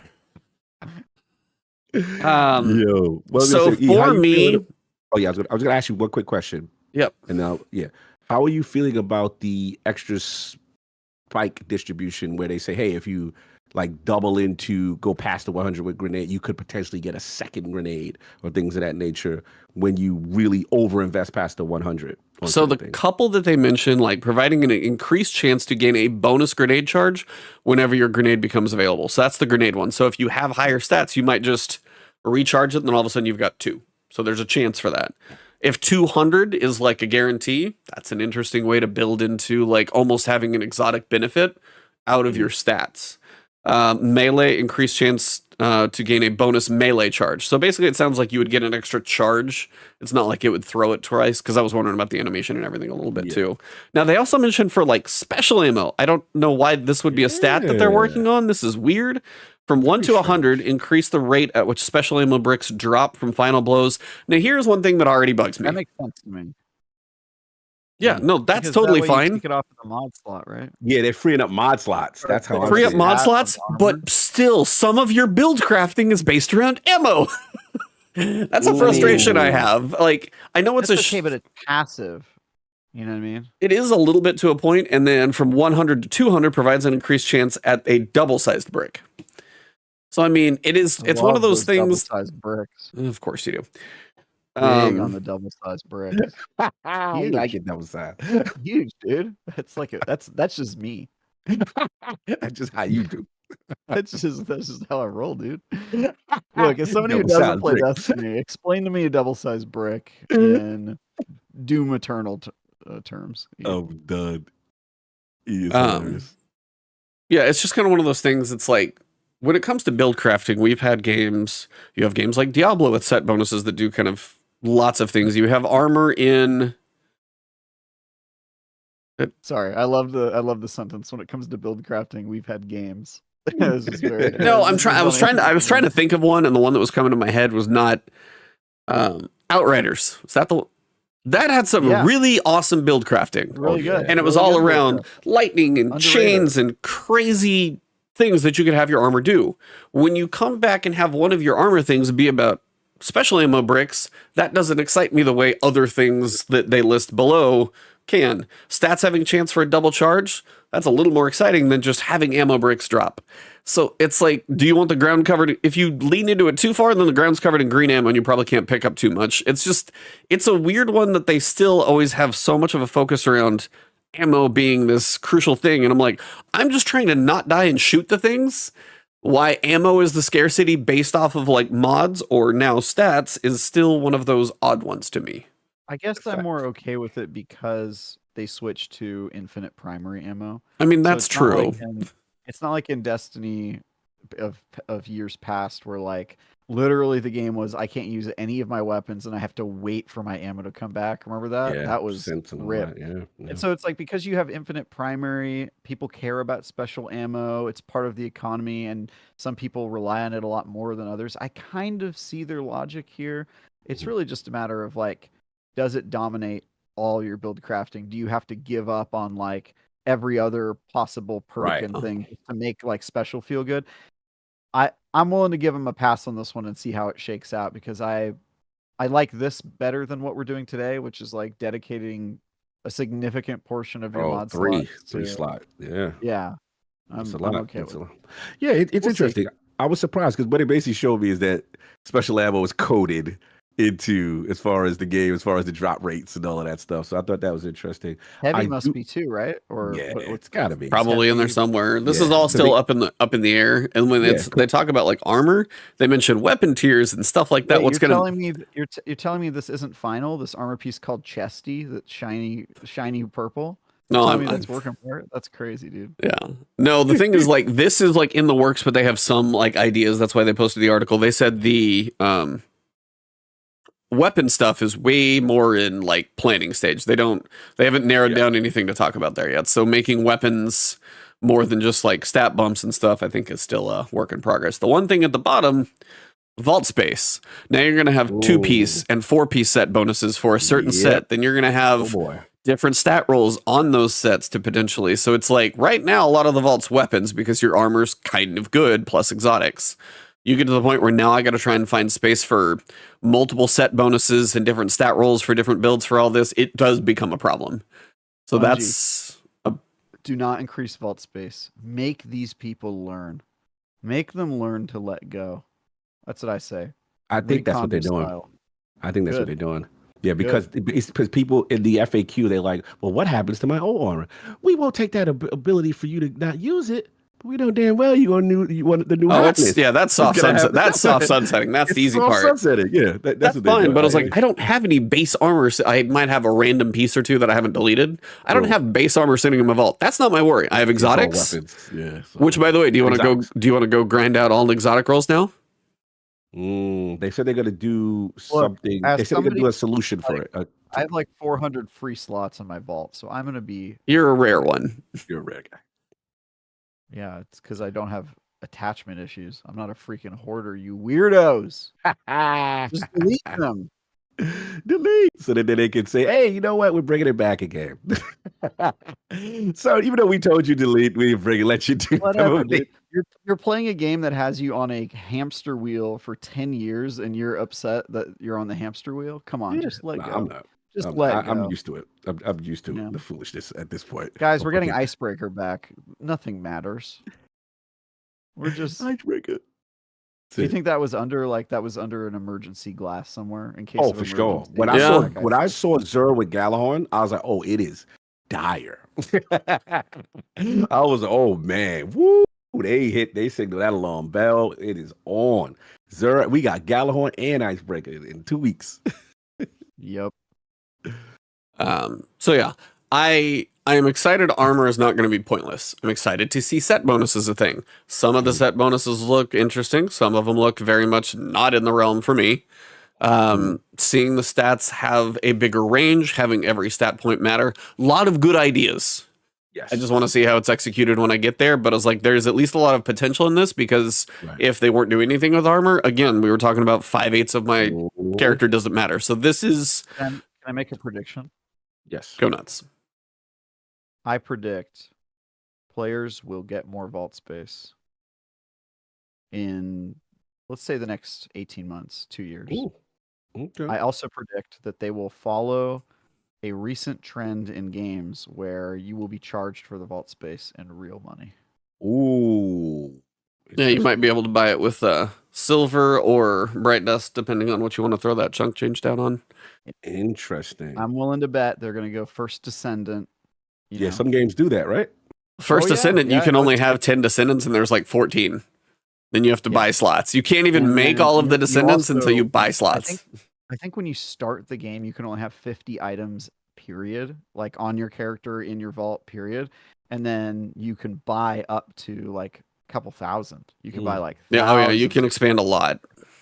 Wow. My guess is that they're going to use this as an opportunity to get a little bit more money from their hardcore players because it's kind of a common practice now. And I got to imagine that if there are legit technical concerns of like storage or server space or whatever it is that they're dealing with, that they're going to be a lot more comfortable with that problem if they can make players pay for more space. Monetization. And by the way, all the players, you deserve that fee because this is your own damn fault for not deleting them. So holding on. I have no sympathy for you. That's what I'm saying. I could see them doing that. I could see that at this point. I was going to ask real quick before we move on. They talked about stat behavior. Like for example, as we do it now, resilience is like a must. You have to have whatever resilience. So do you think they will actually change the behavior of like things like mobility and other things? I hope so, man. I really, that's one of those things that they've got to prove it to me. Right. Because the idea for mobility to matter for a hunter right now is important because it's based on your class ability. But nobody else cares about it, generally. And honestly, hunters would love not to have to do that if they were playing in PvE. They would love to just have resilience and recovery for damage mitigation and energy and health regen. So if they didn't have to, they wouldn't. But for their dodge, which is part of almost half the builds, you have to do it. So... But if you do lean into something called mobility, does it matter? I would love to see that because they mentioned the thing about, hey, we want Titans to be a little more tanky. Right. Have a little, actually be able to pull aggro with your barricade and your shield. Yes. Bubble maybe a little later, but they said that's... So they're thinking about some of these MMO things that have been around for 20 years.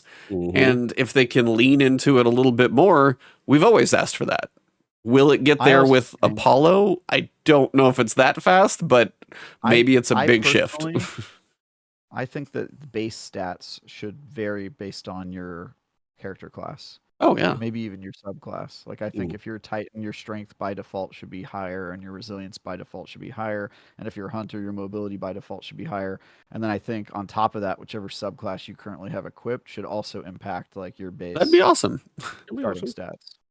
See, all of that stuff is... It's weird that my Titan can be a super fast, squishy boy, and my Hunter can be like a tank, and that's just...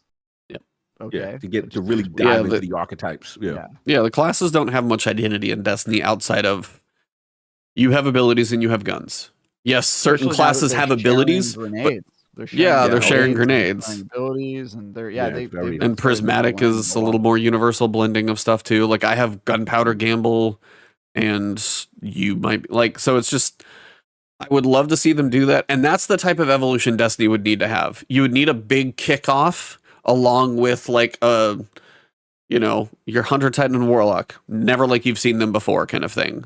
And if they could do that with a big launch and a big push and work on something like that for a big expansion, maybe, whatever the third one is or fourth one or fifth one, that's the type of stuff that they really, really need to get to make this game continue to live. Because if you don't, that's where I do think the stagnation will continue. Because if I get armor that gives me a chance at double charge, that's a cool way to kind of get into a build. Set bonuses could lean into it a little bit more. But yeah, you still need identity that sets you apart because right now it's pretty minimal. So.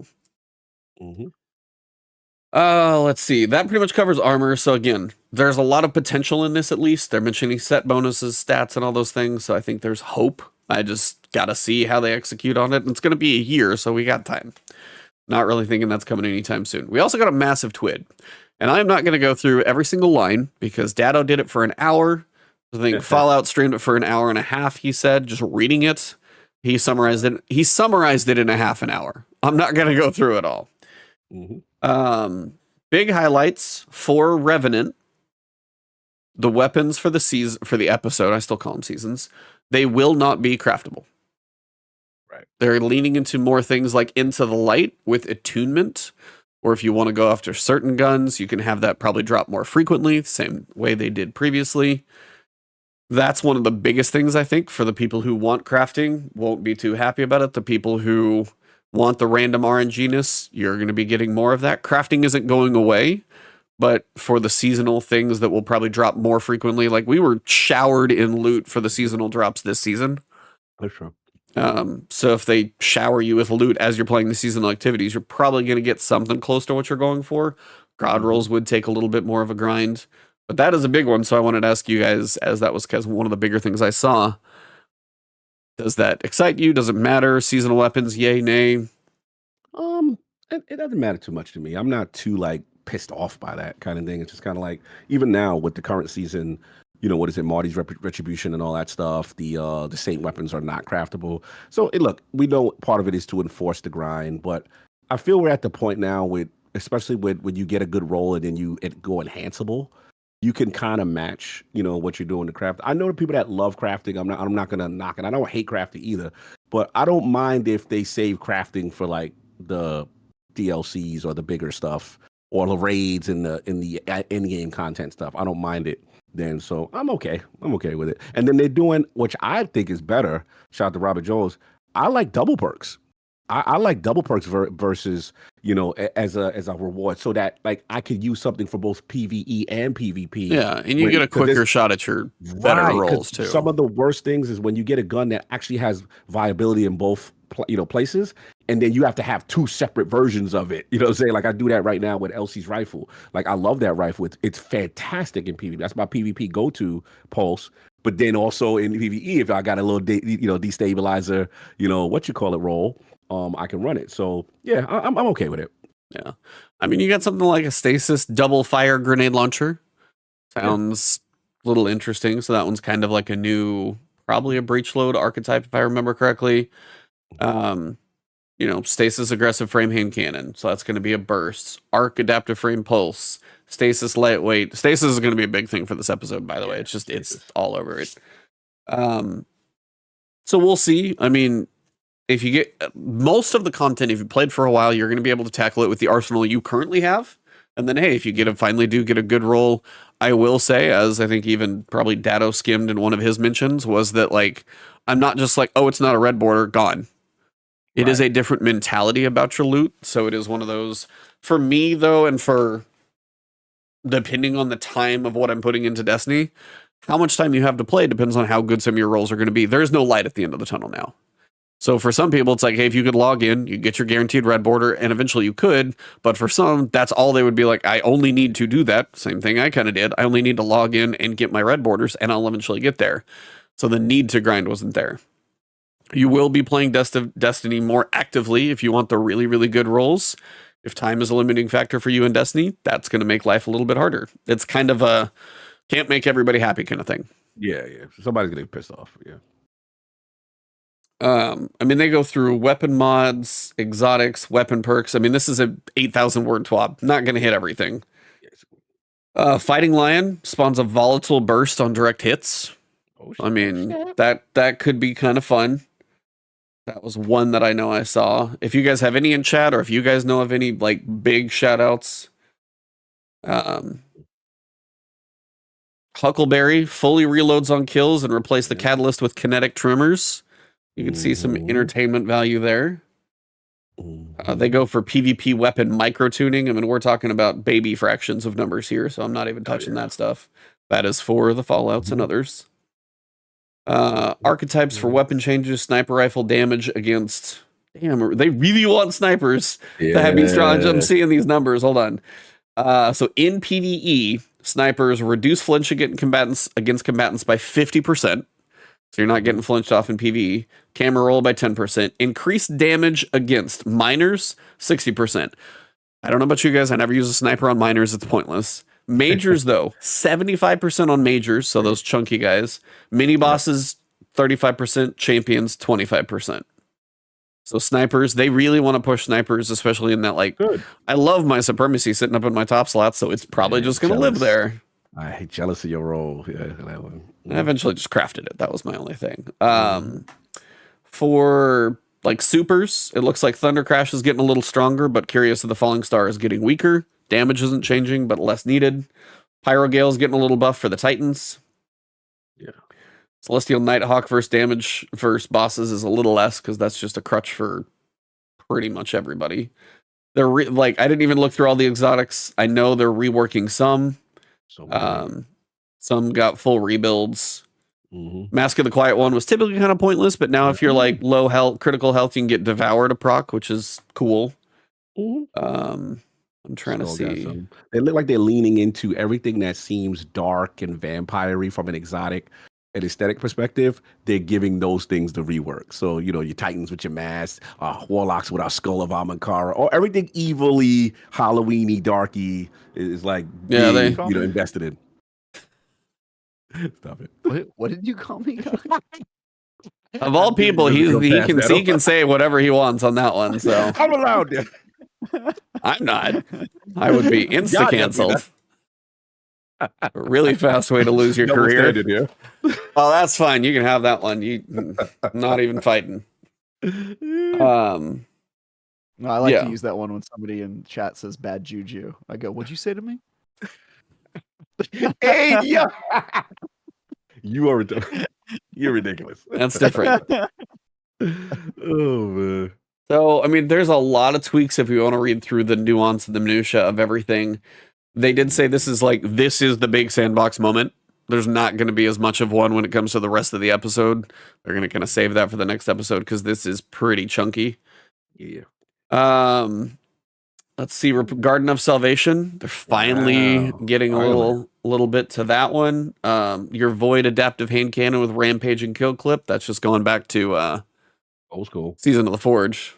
And then trying to remember, Kinetic Aggressive Pulse Rifle. It looks like I saw a picture of Go Figure somewhere, probably. Oh, it's the seasonal one. Looks like Go Figure. So that might be, your Kinetic. Aggressive Boast. Bygones looks like it's coming back to Gambit. Sorry for those of you who do like Bygones, you have to go play Gambit. Any Gambit updates? I did get nothing. Nothing about Gambit in there. Yeah, Kindled Orchid is what I was thinking of. Thank you, Scott. Well, wow. Gambit. I thought that was a core activity pillar. I thought that was a pillar of the... Is that a pillar? If that is a pillar, it is in the current state of like the Parthenon in Italy, and it is just deteriorating over time due to decomposition. That is the only thing that you can still call it. Is an old historic example of what a pillar used to be. About all of the pillars, if you think about all three of the pillars, none of them are particularly healthy. I'm going to say that they're those pillars where like the top of the building's gone and the pillar is kind of the only thing that's there. It's just not holding anything up. It's pure aesthetic. I think that's the pillars. Well, you've got like the house on stilts on the beach so it doesn't get flooded. Those are kind of the shaky pillars that are barely holding Crucible together. You got the Leaning Tower of Pisa for Vanguard because it's kind of solid. There's a lot in there, but it's not quite right. Something's not quite perfect about that one. No reason to engage with it. That's you stay away and you look at it and you take pictures at a distance. And then for Gambit, it is the picture of the meme of the woman holding the baby in the pool and then the skull at the bottom of the pool. That is still Gambit 100%. I'm sorry. Yes. Yeah, Onslaught is getting all the love. Yeah, Onslaught's getting a lot of love. Like that's going to get a lot. The Iron Banner armor. Do you guys like? Do you guys like the Iron Banner armor? Wow, that's old school. That's D1. I kind of likes. I don't know if it's D1. I think it's actually fresh from what I can tell. No, but it's got like a D1 vibe to it. Oh yeah, I mean it's better than some of the stuff I've seen lately. So I kind of approve of all of them. Actually, I love the Hunter. I ain't gonna hold you. Warlock looks pretty good. I like the Warlock. Warlock looks like it's It's okay. I can dig it. So I mean, I'm not going to go through all, like the Inverted Spire strike is coming back. Mhm. There's a new narrative twist. content. There's a new and so we're getting Onslaught, we're getting Inverted Spire, updates to both. We are getting exactly. So where are your guys' hopes and expectations for Tuesday when you log in and you get all of Act 1 on Tuesday? Oh, that's right. It's all of Act 1. It's the experiment. No more tune in next week. We could just knock it out. You can play 1 week and then be done for 5. It's really up to you. Well, as somebody who's never played Destiny before, oh my God, excited to find out what an act is. And what type of game would you guys describe this as? Is it like an RPG, kind of a like real-time strategy? It's a 4X. It's a 4X game. It's a 4X. Cool. Yeah, I like that. That's good, dude.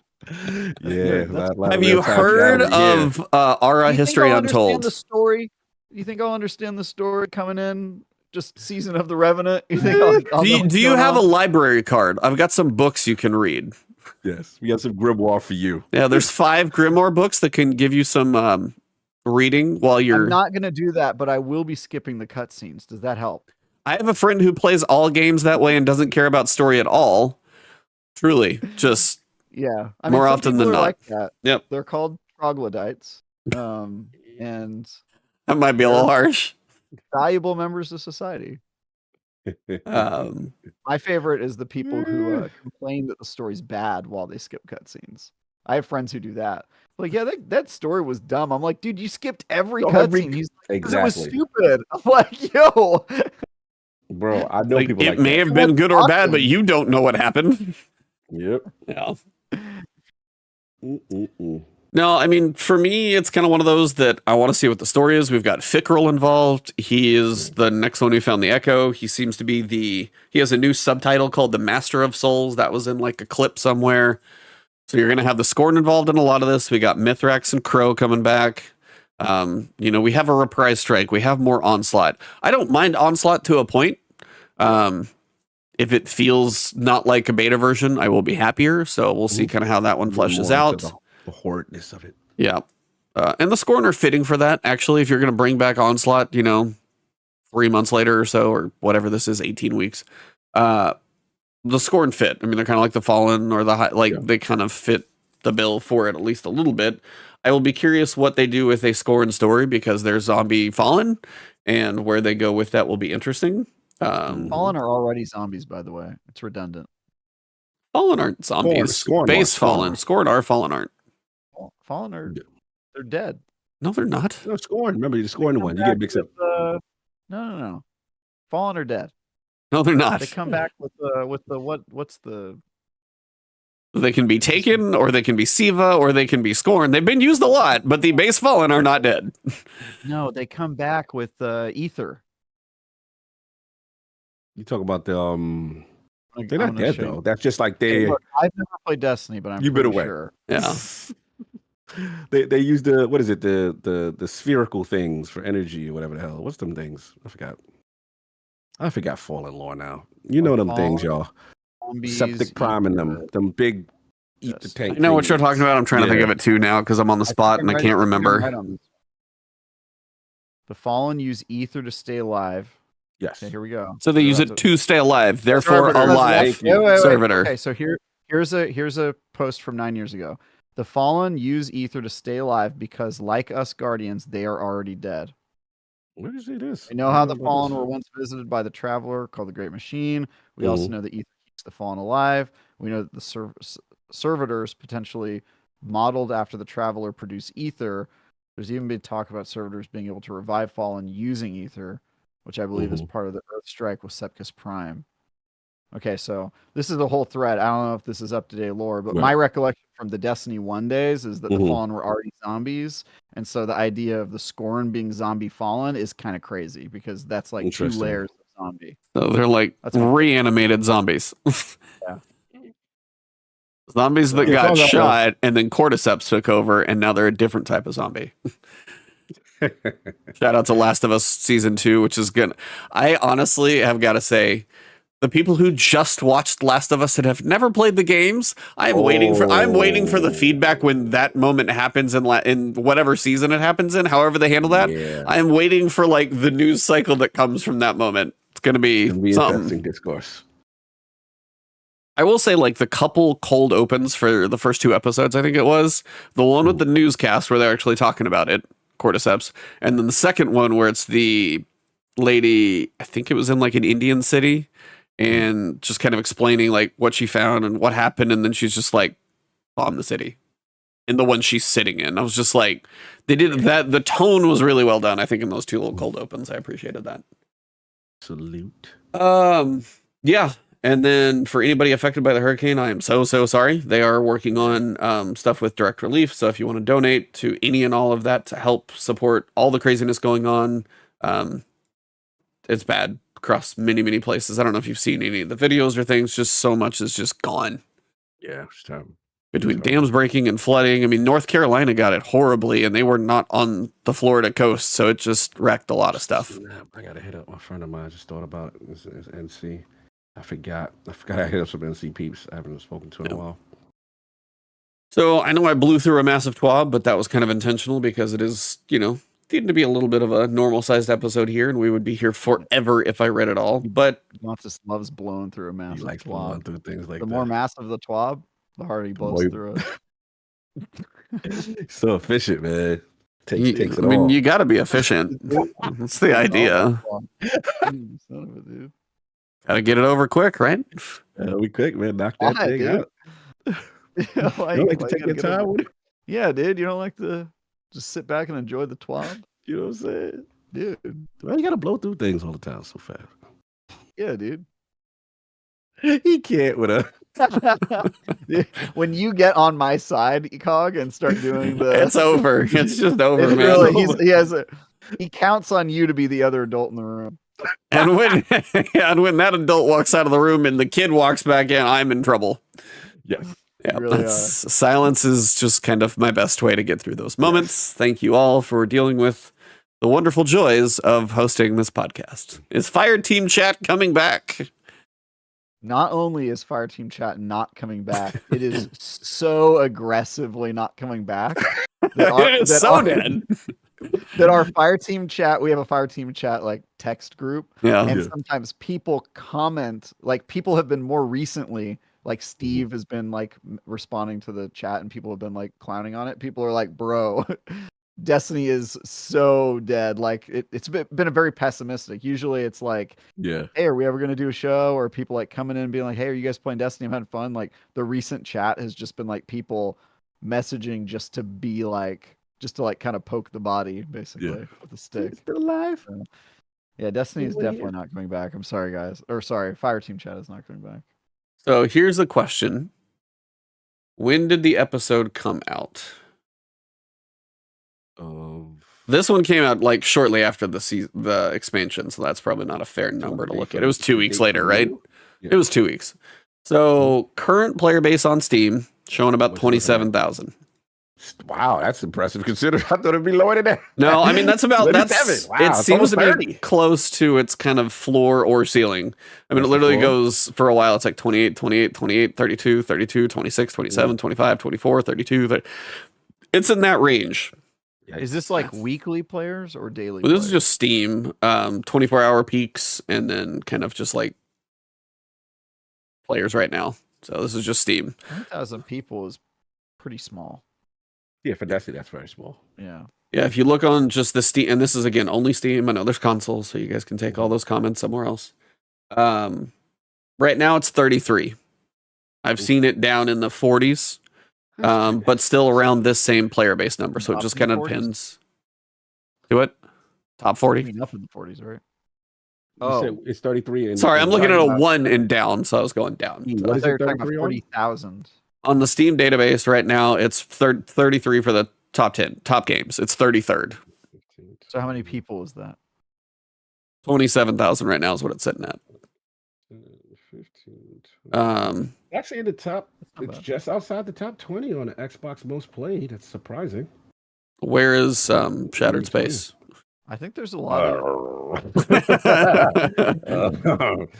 Somebody was looking for it earlier, and I know it's a little slow to update. Those Shadow Space is about 26. Okay, somebody said it wasn't on the 50, and I know it's a little slow to update, so I was curious. It's about 25 most played. So Destiny is better than, Yeah, Destiny is it'd be below that, right? 33. What? You said it's in the 30s. No, he was looking at Xbox. I'm looking at Steam. I'm looking at Xbox.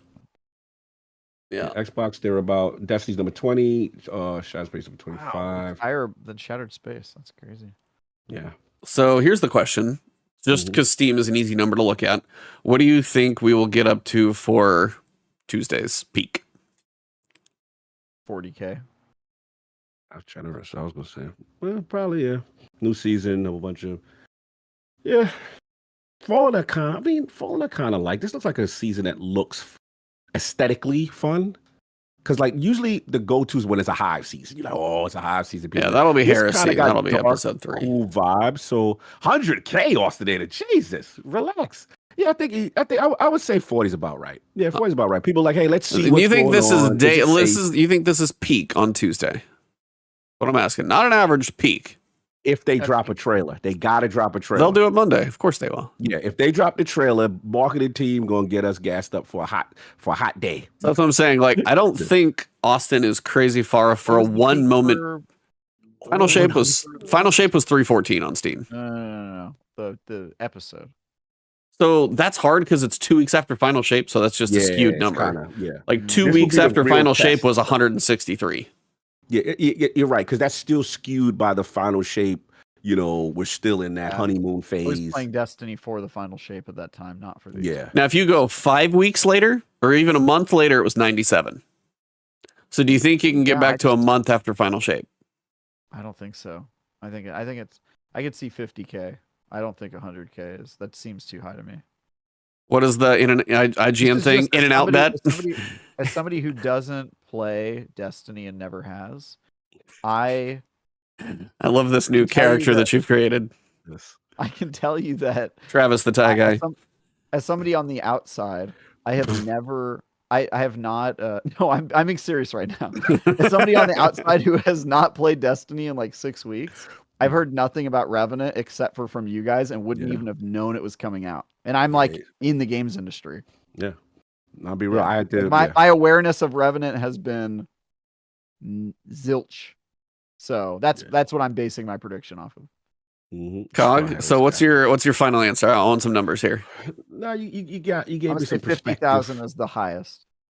It's about 20. What now? What is it now? 27 to 30. I've seen 25 to 30. Just kill like. I'm gonna go conservative. I'm gonna go 40. I'm gonna go 40.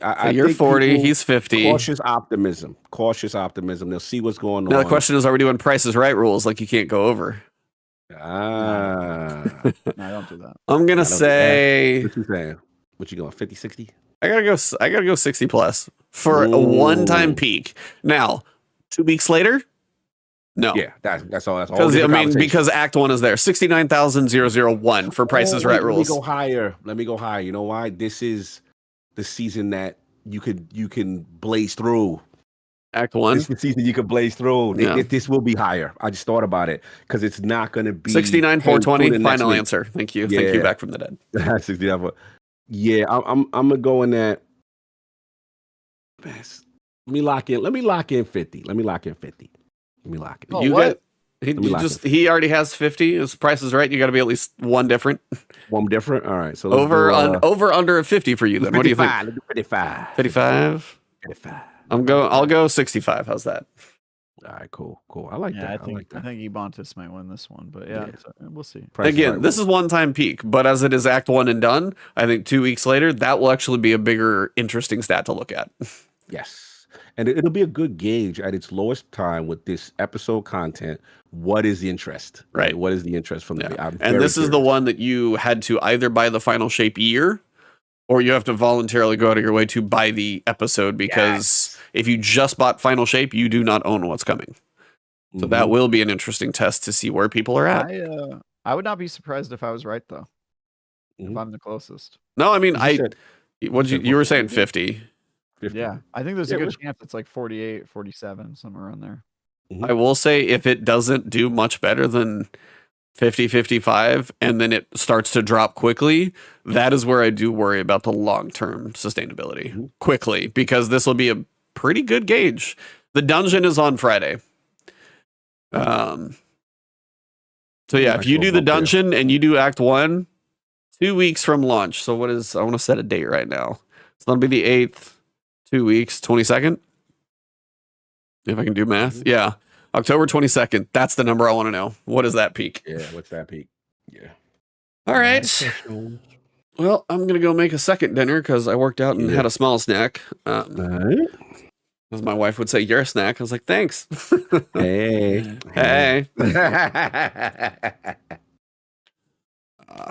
Good episode. Glad to have you guys back in here. So I'm just not talking to me.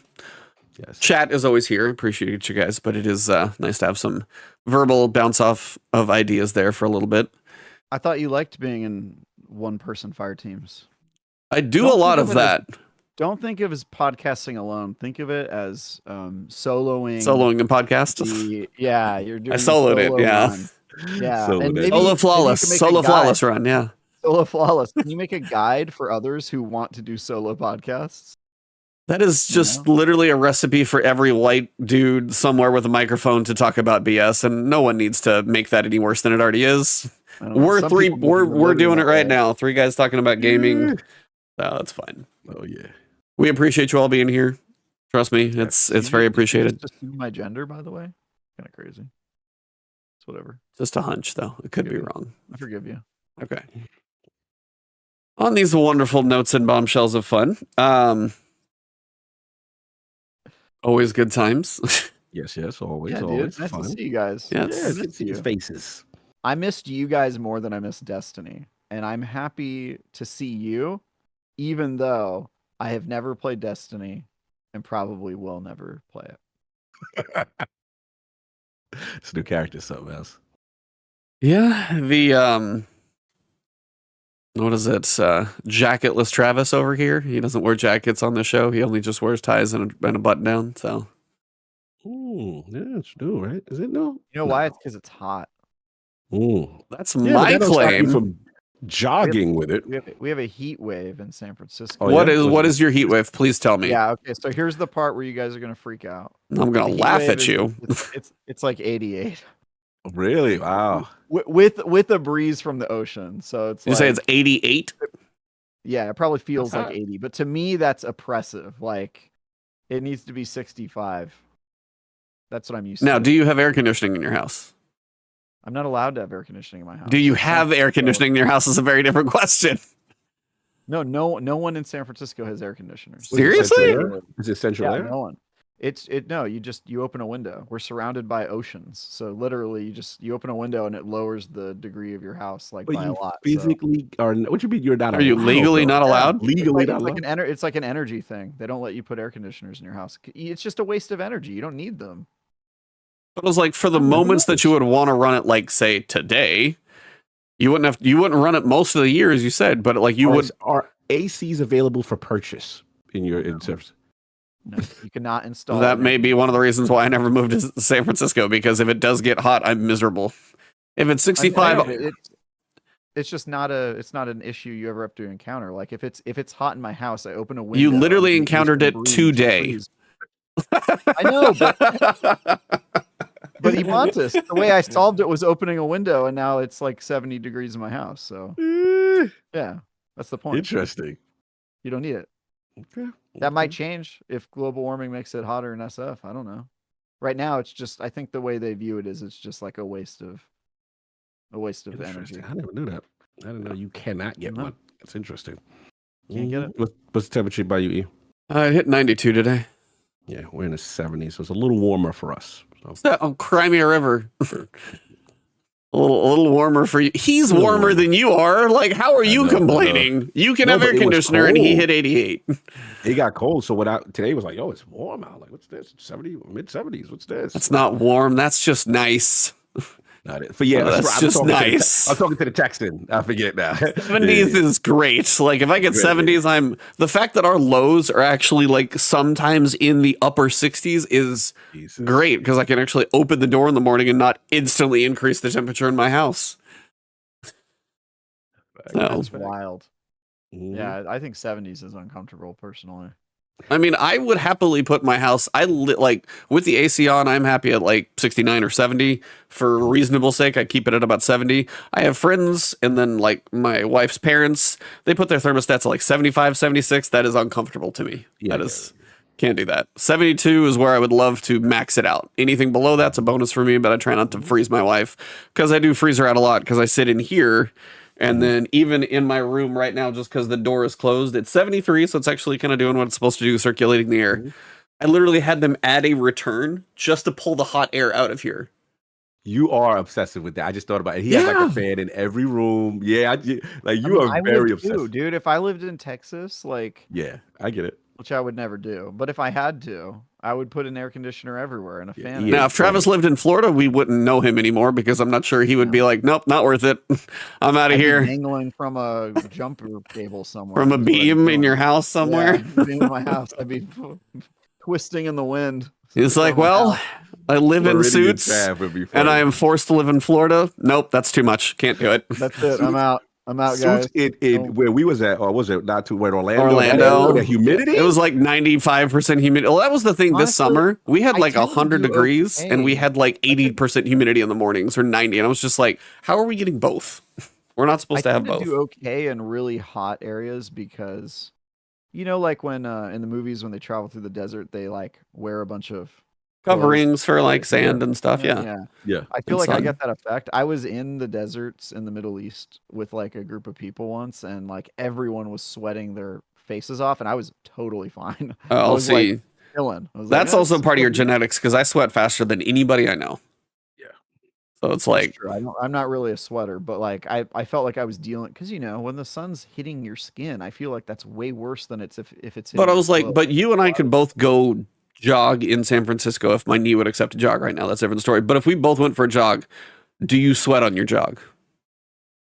You look like a big sweater. I'm a special case because my resting heart rate is like 32. That's fine. I mean, okay, but I mean more. I jog for an hour. I look at my watch, and my watch is like 55 BPM. Yeah, like no, that is not. I'm cursed. But like normally, yes, that would. But I would be like, if I did a jog, no matter like, unless I'm just cold outside, but then I'm just drenched. I sweat. I'm definitely a sweat. Crazy, but like so. Yeah. Good times talking about just, you know, temperatures and sweat and fun topics to end the conversation on. It was a fun one. Good to have you guys back. Tomorrow we will see, not tomorrow, next week. Tomorrow you guys will see a video on my channel and a video on Travis's channel. So go check that one out. Coming up. Crazy if it was my channel. Yeah, dude, no big deal. I got 360 million viewers. It's whatever. Just a small NBD. What was your traffic like yesterday? I don't know, 50 million? Huh? Yeah. Did you retire already? I'd like to, but I just keep working. It's weird. Yeah, you get what I mean, though. And yeah, fun stuff coming for all of us. But it should be interesting to see how the next couple of weeks go. But if everybody lines up, hopefully be back for a couple weeks of podcasts here as things are fresh, at least to discuss the dungeon and stuff for the next 2 weeks. And then if there's also like 4 weeks and not a whole bunch, then, you know, we'll see how frequent we revisit our wonderful campfire here. But we'll be around when it makes sense, as we've always said. So, yeah, maybe we could play Destiny for the first time this week. Yeah. Well, I do warn you, you might want to log in and click through all the pop-ups first. Just get that done. Oh, yeah. You got a ton of pop-ups. Yep. Oh, yeah. You're going to be just like the homies in San Fran. An ad blocker does not work on these. I'm sorry, but... really? Yeah. Unfortunate. No, it's unfortunate. I'm actually curious to see how many pop-ups I get. As somebody who hasn't been on for 6 weeks, like, is it going to be crazy? Yeah, I got probably not too bad. 3. You remember that video of that guy logging on for the first time in a year? Oh yeah. And he couldn't get and he just like, God damn it, like lost his mind. Yeah, not the best system. So. Oh my god, I could watch that video 10 times in a row though. I love seeing people lose their shit. Hilarious. All right, everybody. Well, for this episode number 310, we're still going, and we've made it farther than the other ones that were hanging on for a little while. So we're still going at 310 at this point. For the time of the podcast, sorry, it does fluctuate. Depends on, it will probably be back more in the evenings, just for at least life situations right now, unless, you know, people have random days off and that kind of thing. But you guys can always find the archive on the other YouTube channel. You can find the audio stuff. And if you know the link, this one stays there, but it's unlisted on my channel. So thank you all. And for this episode, I would say it has been the last word.